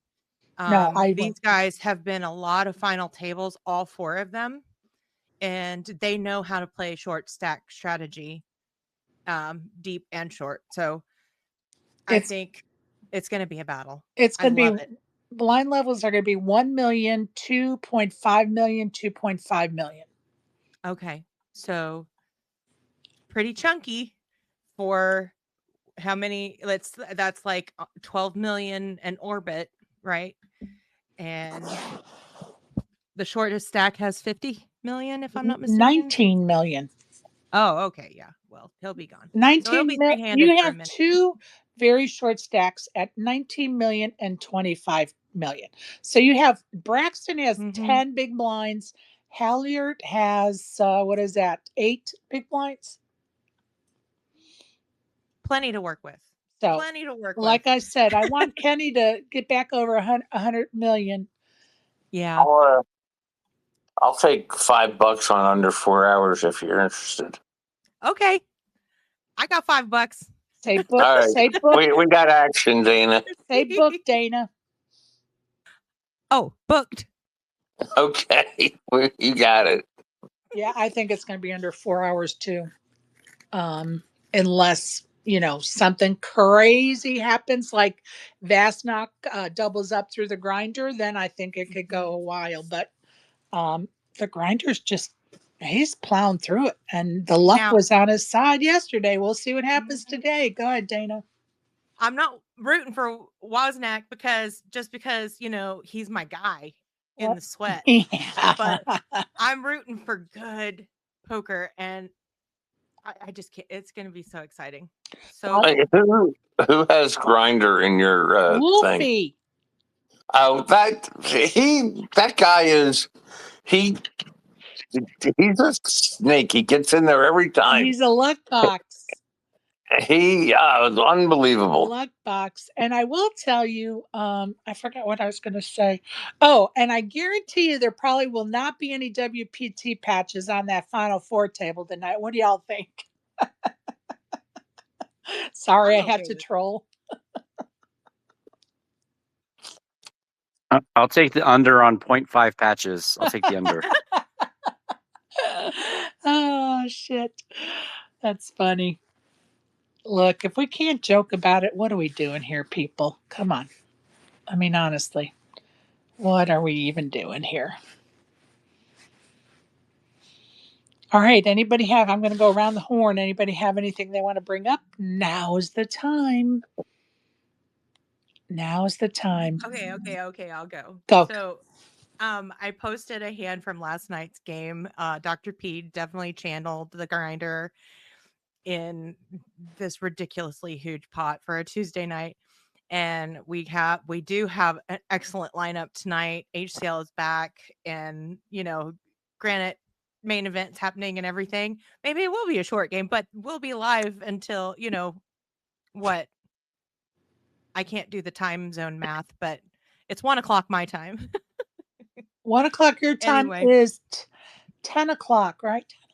Yeah. Yeah, 10 o'clock. So Pacific. Hop on over once you're done watching once everything's over with the final table, or double screen it, because tonight's a high stakes game.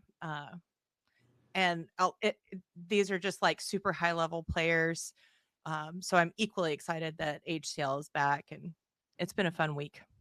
Well, and I got a question to ask you about that. Max Payne Monday, there were a lot of people continuing to ask for chip counts. Like, do they not understand that the chip count is underneath each person's name on the screen when their cards pop up of what they're holding, what their cards are? Okay. The chip count Yeah. is right under their name. And every time somebody asks that question, I'm like, the chip count is right under the player's name. It's not that hard to figure out. They all started with, X amount of dollars. It's not hard to figure out who's doing what here, people. I'll tell you why. So Elf is sponsored or partnered with Bet Online, and they had lines up for who was going to profit more or less, be it Elf versus Brett or Elf right. versus Nadu. And so that's what they wanted to see. They wanted to watch with the stats. Well, it doesn't have to be and a lot every of them, 5 minutes. The game is a lot 5 of them, hours long. You don't have to Mhm. ask 25 times a minute what the freaking chip counts are. And Yeah, this a is, lot of of these- course, non-poker players trying to watch poker. That's what I was going to say. These are not regular HCL viewers or even just poker stream viewers. They're degenerates that are fans of Nadu and Elf, and they're from the gambling realm, which is absolutely awesome, and they're more than welcome, but they just didn't know what they were looking at. So annoying. Like, get a clue, people. Anyway, they are from the sports betting world. They had no idea about poker, and it showed. And it was unfortunate because, some of it almost made a mockery of my beloved world of poker. So that kind of Yeah, didn't sit it's just right one either. of those things when it's just, it's a special game, and we've got influencers of different industries come along. It happens every time. Right on. Right on. Okay, so did you want to tell us any of the names that are going to be on HCL tonight, Dana? I lost One my second, voice. I'll have some names for you. I absolutely lost my voice at the end of that sentence. I know there's Brittany for sure. Mariano. Oh, my phone's going off. 1 second. It's Sure. Wacky Wednesday is what we call it. Oh yeah, Yo Viral. Oh, Yo Viral. That should be a good addition to the lineup today. Well, okay, I'm wrong. Hang on. I looked at the thumbnail and I didn't mentally note any. So we've got Sam Kiki, Santosh, Brittany, and Airball tonight. Oh, Airball. He's a dad now. I know. I'm going to tell you, and folks in here know because they've been around. When he was on the Poker Live feed with Matt Berkey and was so rude to Matt by grabbing his chips and that whole ordeal, I really was like, okay, what a jackass.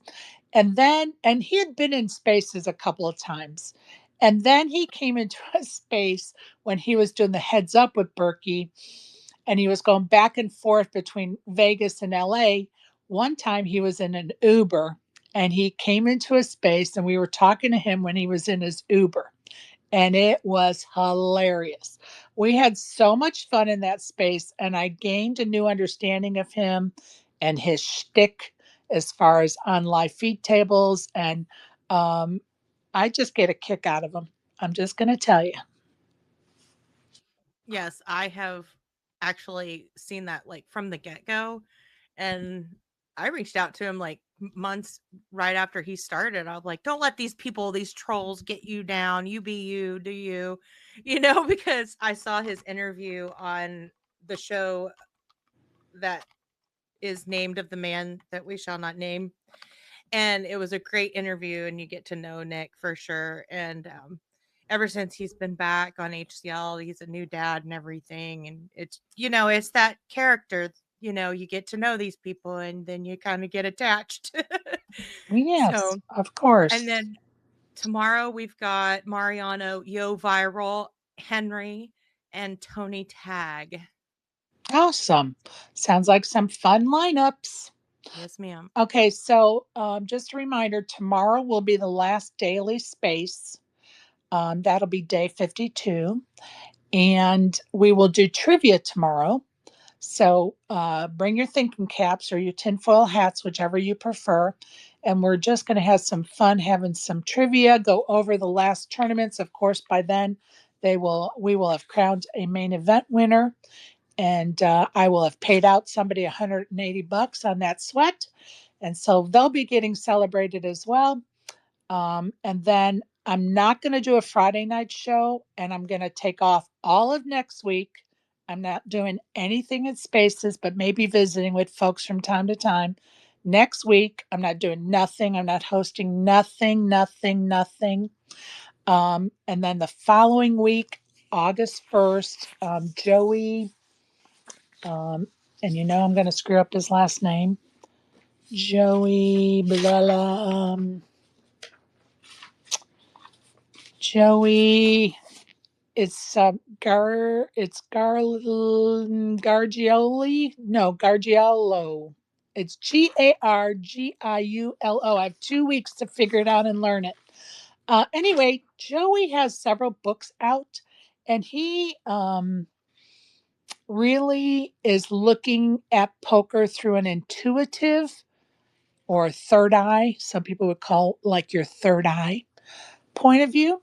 And he's going to interview on August 1st. I guarantee you it's going to be a very interesting interview because he's a character and he's full of life and he does a lot of inner peace working, and he's going to start a new ladies forum and lots of fun things going on with Joey. And I look forward to that interview and getting to know him better. And I ran into him because, I have I have interaction with him on social media, but I'd never met him in person. And so I saw him and his wife sitting near some slot machines in the Horseshoe, and I was like, "Oh, let me go introduce myself." And so I walked around and went to introduce myself, and unfortunately, it was the day before I was going to be leaving, I think, or maybe 2 days, but whatever. And I said, I would love to interview you. I said, I don't have time to do it in in poker.org's thing, but, has anybody interviewed you? And he goes, nope, nobody's interviewed me. And I said, well, if I was staying longer, I'd do a live interview on camera, but how about you do one in my space? And he was like, absolutely. And so we will do that interview on August the 1st. And that'll be the first time I have a space after tomorrow, unless I just get a bug next week because I just miss everybody and just have one. But definitely going to take off the next week. So there you go, people. Tomorrow will be trivia, so don't want to miss it. I think those are the only things I needed to make sure everybody knew about. So I'm going to go around the horn. Go ahead, ASG. Yeah, I'm surprised he didn't bring it up, but between a couple of months ago and yesterday, can we retire Lon and Norm now? No, never. And I hope GG Poker brings them back into the booth. Because I mean, did you see Lon's tweet yesterday? No, I didn't. Do you want to read it to us? Sure. I'll post it. I miss them. I like them in the booth. It's unpopular opinion disguised as fact. As great as the run it was, Leo Margetts did not make any WSOP history. Media folks really want to announce something historical and will message the storyline to meet their desires. Thus, we end up with, in the modern era, it's bullshit. Oh. Oh. Mm-hmm. Interesting. Wow. So that's what I was talking about Norm a couple of months ago with Maria, and now this So maybe a little bitter pill. Yeah, and then I posted. I didn't have Lon McCarran gaslighting Matt Berkey on my poker bingo card for 2025, but here it is. But if you go into the feed, Lon McCarran's like, pay attention. I meant this. And no, you said what you said. Well, and is there something he's inferring? Like, is there one thing or is he referring to several things? Anybody? He's saying Leo didn't make any WSOP history. Oh, and see, when I heard that, and maybe I just need to reread it, to me, it sounds like he's saying that, hey, you guys, she wasn't the first to do it. You're getting it wrong. It wasn't like a slight of her, it was a slight of the reporting. Because there were a Right. couple of people saying that she was the first woman to make a final table, which of course is incorrect. Barbara Enright was in 1995. Mm-hmm. And so to me, it sounds like he's talking about the reporters or whomever. Well, that stuff can be corrected in a heartbeat, you know. And I learned too that it's been 30 years and that the last woman to make the main event, I learned her name, you know. But yeah, he stepped in it a little bit.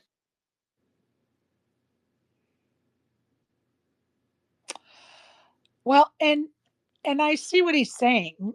I get what he's saying. So it's not a slight of her; it's a slight of the way it's being reported. And and I get it.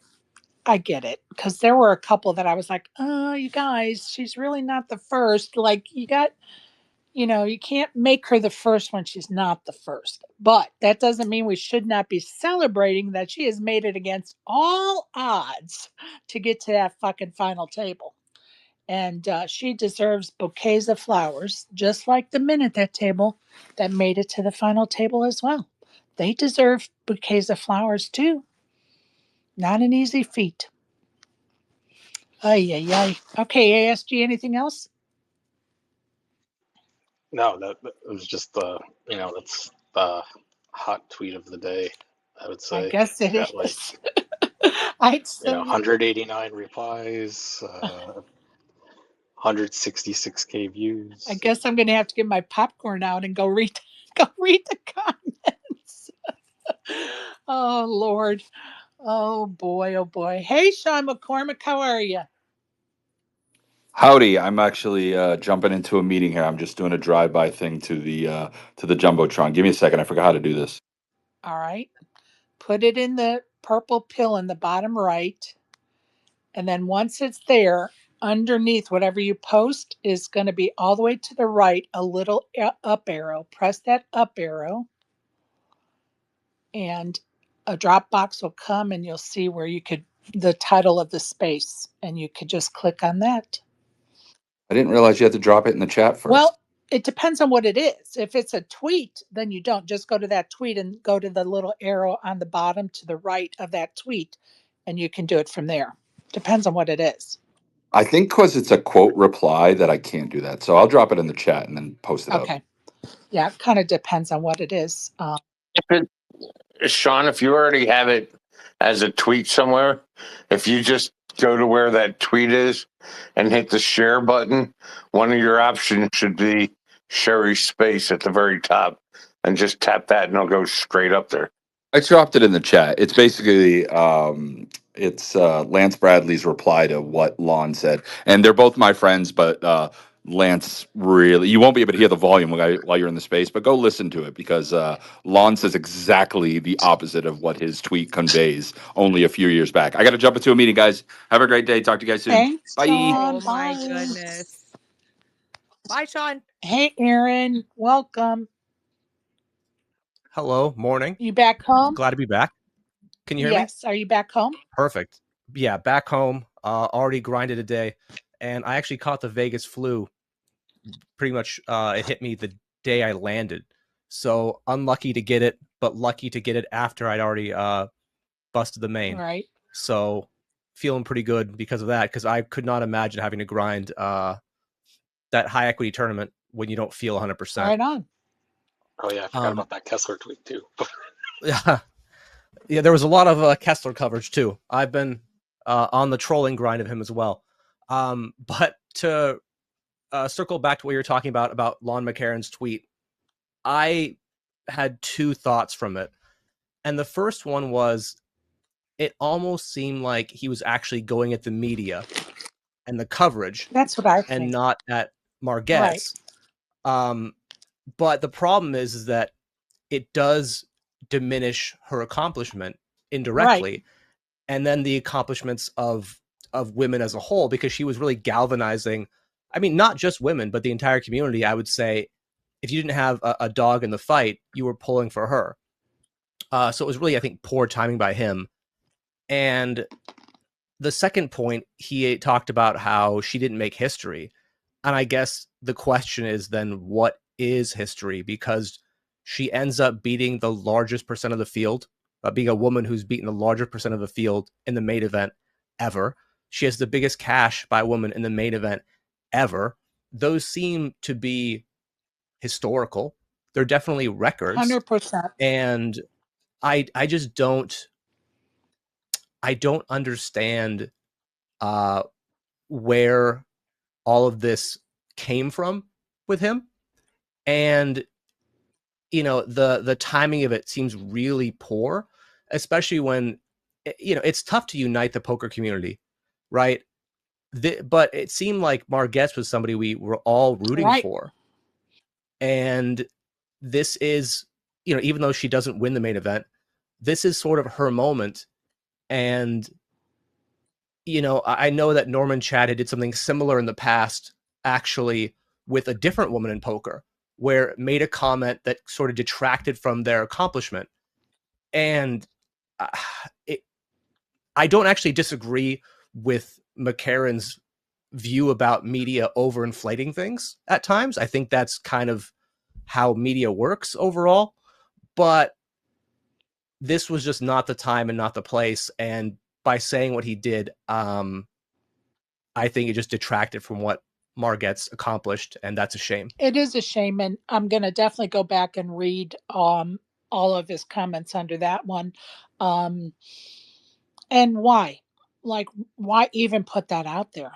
Like, why not wait a week or two and then, you know, start a conversation about, well, you know, we in the media need to do better, and this is what I saw and what we need to do better, and have an authentic conversation on the topic versus a clickbait kind of, you know, tweet, as it kind of sounds like, really. And I think that, I don't know about everyone else, but I sort of hold him to a higher standard, just being the voice of poker for so long. Of course. And it's disappointing to hear it from him. Because, you know, what I mean, up until the last 5 years, if I would have thought of people talking about poker, it's him and Norman Chad, right? As they were the WSOP coverage for seemingly forever. And I don't disagree with the substance of, hey, the media clings to a narrative too much. But you're right. Wait a week, wait 2 weeks, and then maybe start the tweet by congratulating Margette's and making it clear that you're not taking away from her accomplishment, and what she's done is incredible. However, and then get into your piece about the media, because he sort of conflated the two. And now it is a question of, well, which party are you actually criticizing here? Well, and to me, it sounds like sour grapes. Like, you know, for many years, he's been a part of that media coverage, and this year he really wasn't. And now he's going to criticize what he once was a part of, which is also not a good look. And it kind of comes off as sour grapes, and it doesn't come off authentic at all. Yeah, and it's a tough spot. I could imagine being in his shoes, where you were the voice of the series of poker, and now you've been diminished because of these other voices. At the same time, I'd like to think that if I was in that spot, I could be appreciative of what I've accomplished, of what I've done, and actually welcome new voices in there. And maybe it is sour grapes. Maybe he has connections to Barbara Enright, and he feels she's being diminished. Again, I don't really know what it is, and maybe in time we'll find out more. And maybe some self-reflection as to why You are no longer part of that media group. Maybe some self reflection is in order as well. I think it's just different eras. Like, I think it's, referring to McCarron and Chad, that in today's poker era, obviously they're not as popular as a commentating duo, but we wouldn't be at this point if it wasn't for their professionalism and energy. 15, 20 years ago, whatever it was. I think they were a fantastic team at drawing in casual fans. And honestly, it's something we could probably use more of in poker today. But this tweet was so out of left field, so out of, I guess, the character I thought that he has and was. And I'm not, people like, I mean, I am guilty of this all the time too. I'll write out a tweet and then I'll be like, ugh, that probably wasn't great. That maybe crossed a line a little bit. I might have done that in the last 48 hours. I made a Ms. Rocky strip club joke that, like, I think is amusing, but I'm sure not everyone does. And so I don't think this has to define McCarron at all. I just think I would like more backstory, more context, and actually for him to have this conversation in like a podcast form and not in a 45 character tweet. Yeah, he could do better. And of course, I've not read all of the replies or whatever he has said other than what is up in that Jumbotron as far as the initial tweet. So I will be interested to read those things for sure. Are you in Arizona? I forget what state you're in. California. Oh, well, I'm in California originally, but I live in Canada, so I'm in Vancouver. Oh, Vancouver. Oh, I've done the grouse grind. I'm sure you know what that is. I do. I've done that twice, and I really don't need to do it a third time. I actually have done it 3 times, twice in 1 week, like a crazy fucking lunatic. Wow. And yeah. Your legs weren't burning? Has to be like a Monday and a Saturday, right? No, like I think it was 5 days apart. No, it was 2 days apart, I think, or 3. But at that time I was running, so my legs were jacked and I was in great physical shape. I think it took me an hour and 45 the first time I did it that week, and I think like 2:15 the second time. Which, for those that don't know, the grouse grind is it's a grind. It's a hike up a mountain, but what is the elevation change? Do you remember, Aaron? I don't remember the elevation change. It's pretty significant. I know that they used to bring like NHL hockey first round or draft picks there as like a hazing type ritual. Like, it's very difficult even for people who are in really good shape. And it's not just the change in elevation. The actual angle of the climb, like sometimes the climb, pretty steep. Like sometimes you're like on stairs, so to speak, and of course natural made stairs, and the stairs are like at your nose, like that's the steepness of the stairs you're going up, like a ladder. Like, it is called the grouse grind because it's a fucking grind, and it's not for the faint of heart. That's for sure. And I've done that 3 times. Yeah, like a crazy lunatic. So yeah, that's yeah. Anyway, moving on. Isaac, welcome. Indeed. Good afternoon. Indeed. I think I just went through my own grouse grind myself. How did you do? Oh man, no, you just gave me some crazy memories right now, some traumatic ones. There's a place out here called Eaton Canyon that has 2 ways of getting in. There's a parking lot that you go park at the very bottom, and then you walk up this trail, right? And then you get into the fire roads, and the fire roads can be crazy. But there's another entrance through a neighborhood, Right.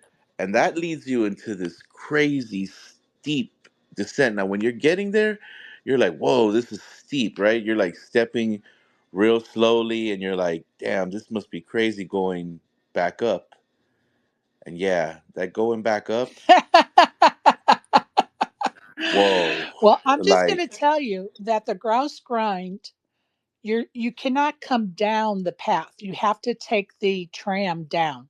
So they only allow you to walk up it. They do not allow you to walk it downward because it would be too dangerous. that sounds about right. Yeah.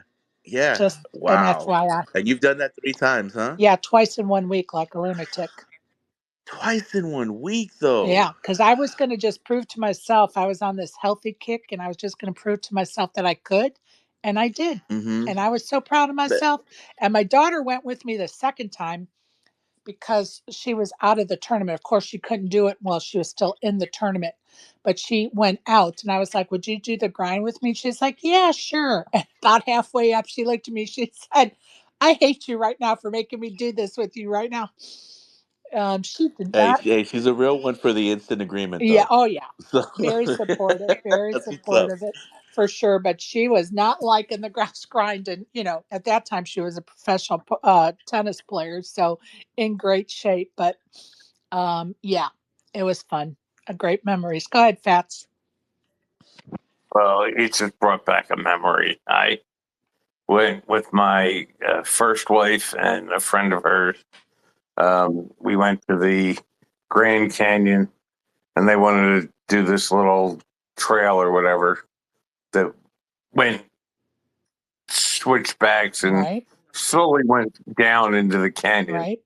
But it was such a slight down thing. Like you don't really realize how far down you're going Yeah.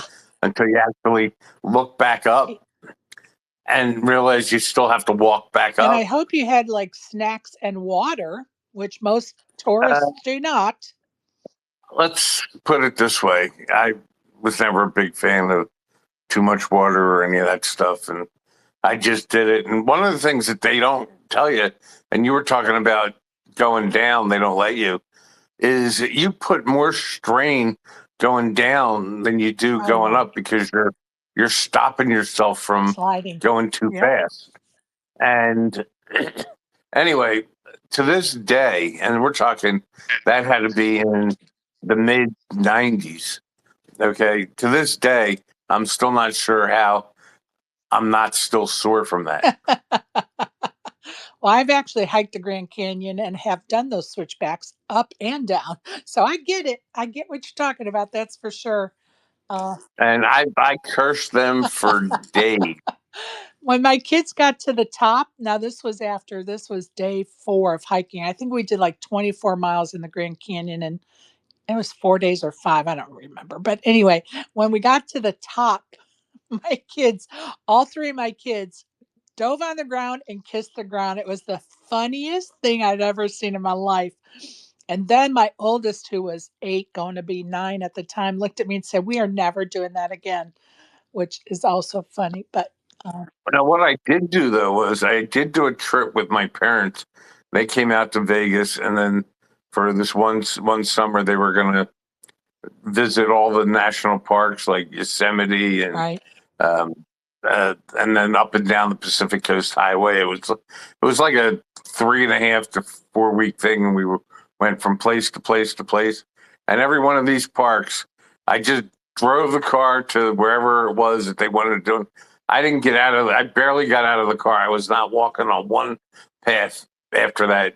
Uh, I After the Grand I would get Canyon. out. If there was a lookout, I would get out and look out. And that's it.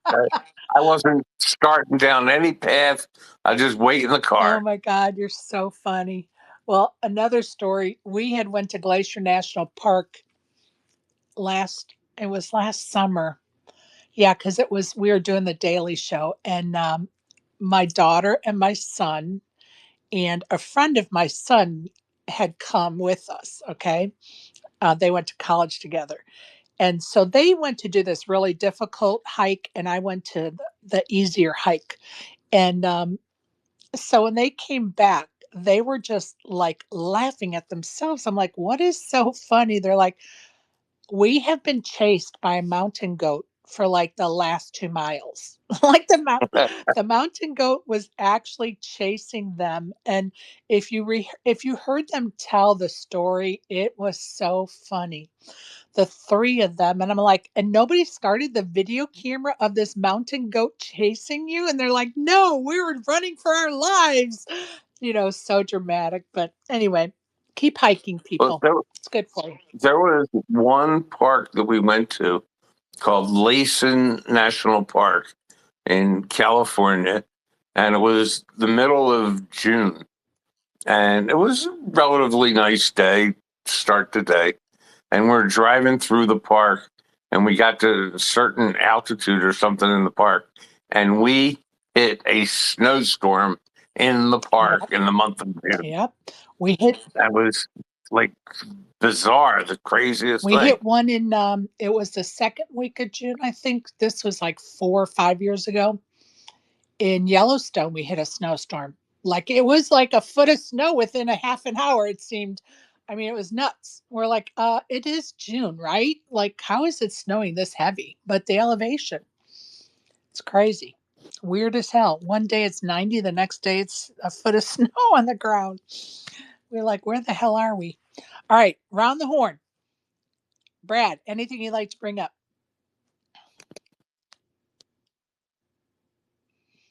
Brad, you still there? Yeah, no. Yep, sir. No, I've said this a hundred times before, and I think it's worth repeating. I think, these spaces are really awesome. We get together, we have, debates, and I think whether we all agree on, this topic or that topic, I think we all come from the same place that, we all really have a deep passion for the game of poker, and we all want to see it grow. And I think we all have different opinions on a ruling or or this situation or that situation, and I think the debates are healthy to have. And I love that you host these things, and I've been a part of other people's spaces as well, and those are the spaces that I enjoy being a part of. And so, thank you for doing this all summer long, and keep doing what you're doing. And you know that's Thank you, my take. Brad. I appreciate you and your kind words. And, you and I have been in spaces since May, end of April, May of 2023. And, we've gone through the gamut for sure. And Brian and I talked to Brian back then and said, let's do this. And he was like, yes. And I had asked another female. She was like, no, thank you. And I was like, okay, because I really wanted to do two females. And she didn't want to do it. And I was like, okay. And then I asked Brian, and he was like, yes. And we all started the journey together with the daily spaces. And it's been a great journey. And some days is it slow? Yeah, that's okay. Some days it's crazy. Yep, and that's okay too. But I think what's important is that we get to hang out and talk about a subject we all love, and that's poker. And we go through all the emotions: happiness, sadness, disgust, angry, um, befuddled, whatever. We go through all those emotions all summer long. And I think that's probably why spaces are is a special place for us, in the fact that we can have these conversations in real live time. We don't have to wait a week for a broadcast, or even type in a chat box unless you don't want to come up, and that's fine too. But we can have a chat about a hot topic in real time, and I think that's really important in problem solving, that opinions are heard in real time. So that's just my 2 cents. So thank you, Brad. I appreciate you. Um, Aaron, anything you'd like to talk about, bring up, comment about? No, not really. I'm really excited about watching the end of the main event. I think that it's been a really fun final table to sweat.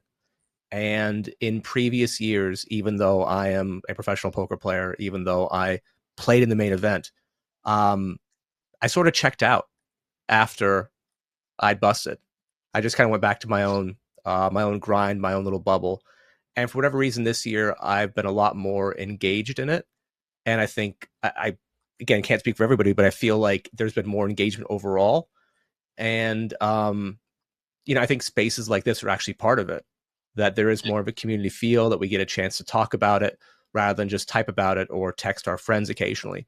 So yeah, hopefully that trend continues, both in terms of growing the spaces and growing the game. And thank you everyone for being here.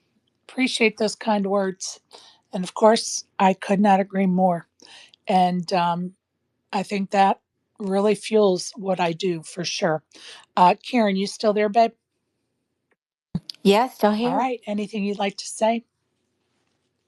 No, just enjoyed the space today. Thank you. Appreciate you. Fats, this is your reminder. You have to have 6 trivia questions ready for us tomorrow, Fats. Anything else you'd like to bring up? Yeah, I'm aware of that. I will get that. I will get that done, and I'll probably be promoting tomorrow also, if you Oh, don't please do mind. that right now.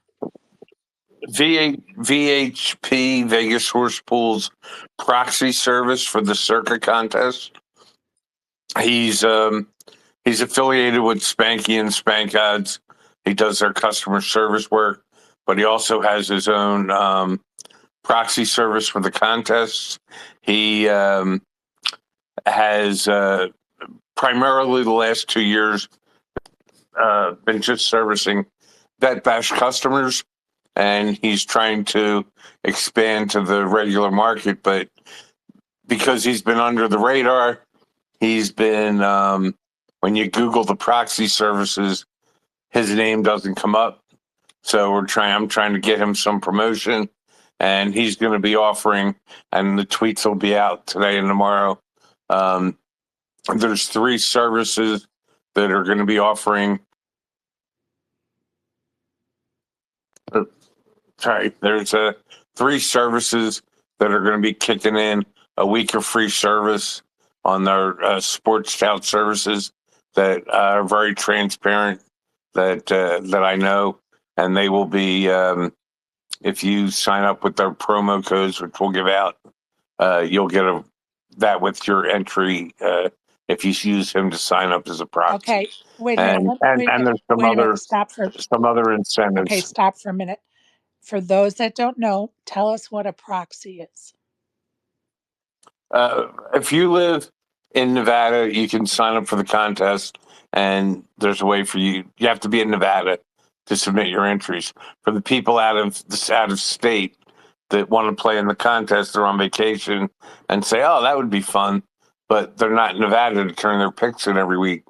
There's proxy services that you can hire for like anywhere from $250 for the main contest, where you pick 5 games a week, or like $150 for the Survivor contest, and you just give them your picks each week, and then they're in Nevada, they turn them in for you, and they meet you in the sports book, sign you up, you authorize them, and that's how you can play the contest. Now tell us who's going to be on your space tomorrow night.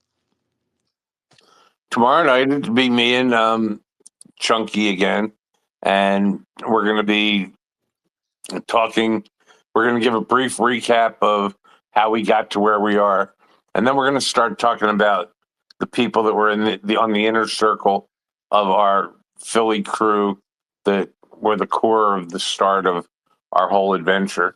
And Awesome. the one that made the most noise and news, not necessarily in a positive way, was James Batista, aka the Sheep, or Baba, or the Black Sheep, as we even called him. And he's the guy that ultimately got his hooks in the NBA referee, and was at the center of that entire referee scandal when it broke. And so we're going to tell all from when we first met him over 20 years earlier, when he was just a waiter in a restaurant. And what time is that space? That's 8:00 tomorrow night. 8 Eastern. Perfect. Dana, go ahead. I just had a question for Fats. So do I have to be in Nevada? No, that's what he's saying. You can hire the. You have to be in Nevada to sign up for the contest. But if you sign up with the proxy, then you could be anywhere and just give it to your proxy. Oh, okay. I was just being facetious. Oh God, Dana, we're going to have to talk about this. You actually have to be in Nevada. You actually have to be in Nevada to sign up for the contest at the counter. Dana.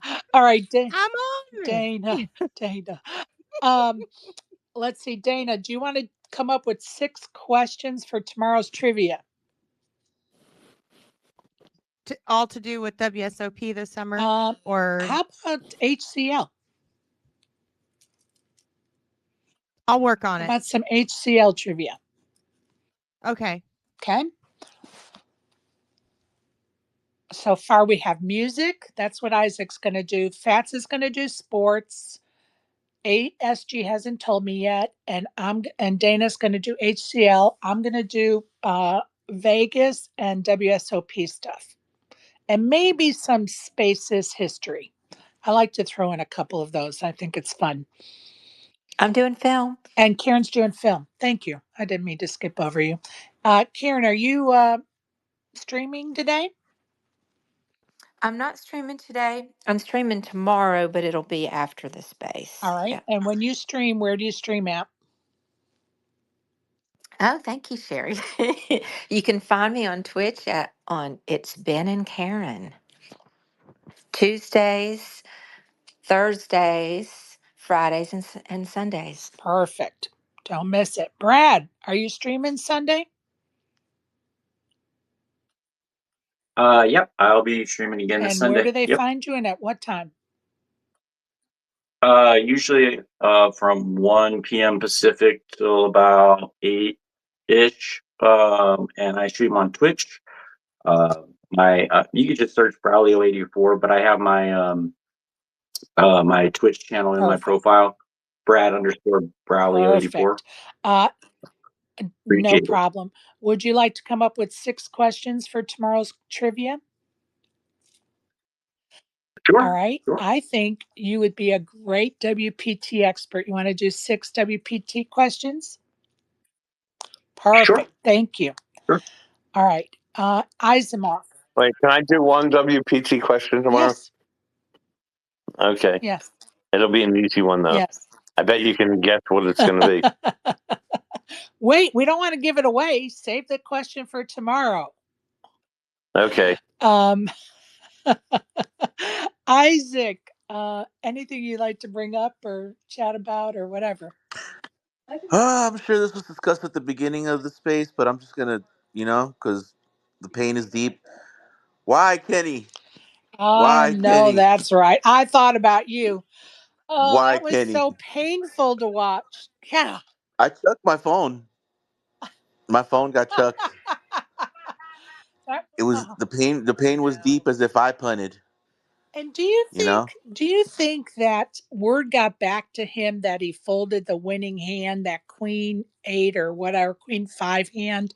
Do you think word got back to him that he was actually the winner in that hand and he folded, so he was like trying to take a stance during this hand, that last hand? I'm gonna say something as this weak poker player that I am.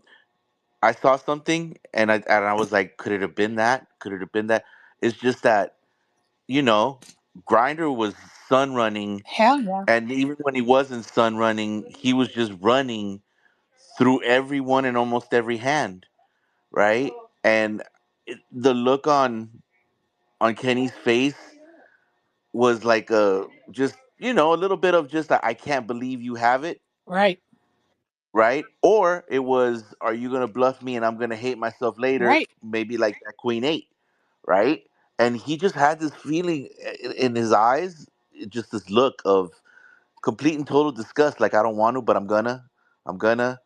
God damn it, I did it. Yeah, like he was taking a stance. Like he felt like he needed to take a stance and it was just the wrong moment.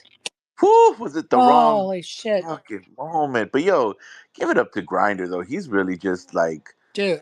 pummeling through the whole damn I'm table. going to tell you Like, something. The one thing I've learned from watching him, I'm playing every fucking hand and I'm betting every fucking street.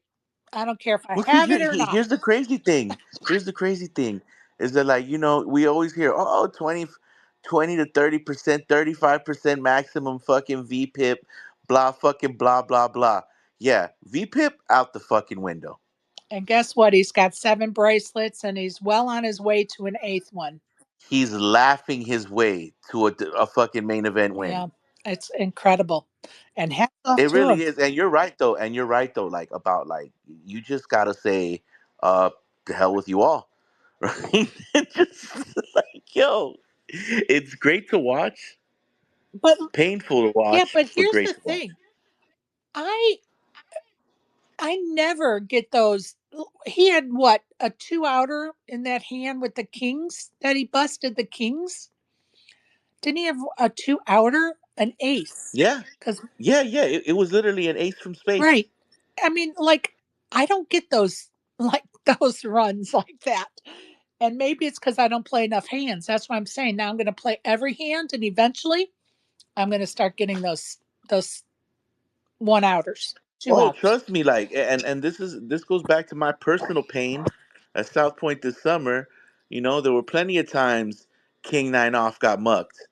There were plenty of times Ace Eight, Ace Nine, Ace. Just yeah, no, never again, never again.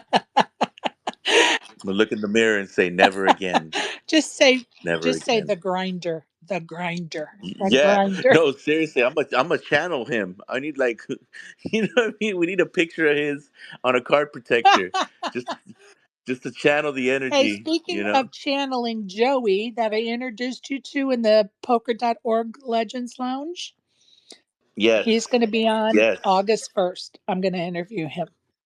What a great timing! August is a very good month for the energies. Oh, Lordy. As Joey said, Isaac is one of them Oh yeah, when he's like, "Oh, you're one of us," I was like, "Indeed." with his little puka I'm, beads on that had little oh skulls on yeah, it oh or yeah. whatever. I'm probably gonna wear eyeliner around one of my eyes next summer. Who knows? Oh, I don't know. Lord of You just. mercy. This guy. This But guy. yo, no. Hey, you know that reminds me. You took the picture of me and Joey, right? Did I not send it to you? All No, right. I will look for it and send it. definitely one And for I the need to archives. send I need to post the I keep meaning to do a post of all the guests that were at the meetup game. And every time I Oh, start that's it, another awesome one. I Yes. get interrupted every time I try to start that post because of course it's going to be lengthy. And I keep getting interrupted. Then when I'm looking through my pictures for something else, I'm like, oh shit, I haven't posted those pictures yet. But we'll get to it eventually. I promise Oh people. yeah. Oh yeah. And definitely for his interview, I'll have some questions Yes. of the metaphysical type. Yes. You're just the one. You're just the one with the third eye. Ah, if only that third eye could see what's behind the goddamn cards. Well, if there's one thing we haven't learned or have learned is it doesn't matter, just play him. That's what Grinder does. Ah, yes. There you go. What would Grinder do? WWGT. Right? What would Grinder do? He plays. I would like to know what his VPIP was at that final table yesterday. Can you even measure it? Like it no, I think if you do see that, then like every player that I have on Club GG that I know, right, that plays any two cards is gonna feel so justified. Absolutely, they're going to feel justified. But don't you think he's Look, got to D-Man, look, D-Man? D-Man just threw up his fist like, hell yeah, that's me, baby. Yeah, I mean, honestly, he's got to have like a 95% VPIP or 90% VPIP. It's got to. Yeah, some wild stuff. Some wild, and you know what I love? And even Shulman said this, right? Shulman's like he takes this little time to like consider it and look at the stack and look at his stack, look at his cards, and he does that every hand. He's like, there's so many hands that I just auto muck, don't even take a moment of consideration. They just go in the It's muck, true, isn't and it? it's like, it's very true. It's very true. It's true. It's very true. He takes a moment to see what positions he's in, the bets. Is there a raise? How many, is this a third bet or fourth, fourth, whatever? And how do you get physical tells on that, right? If every hand you're making faces, 20 different expressions in consideration, right? Oh, So very interesting. Like I said, super, super interesting. so fun. So tonight, let's try to count how many hands he plays, you guys. Let's try to count how many hands he plays.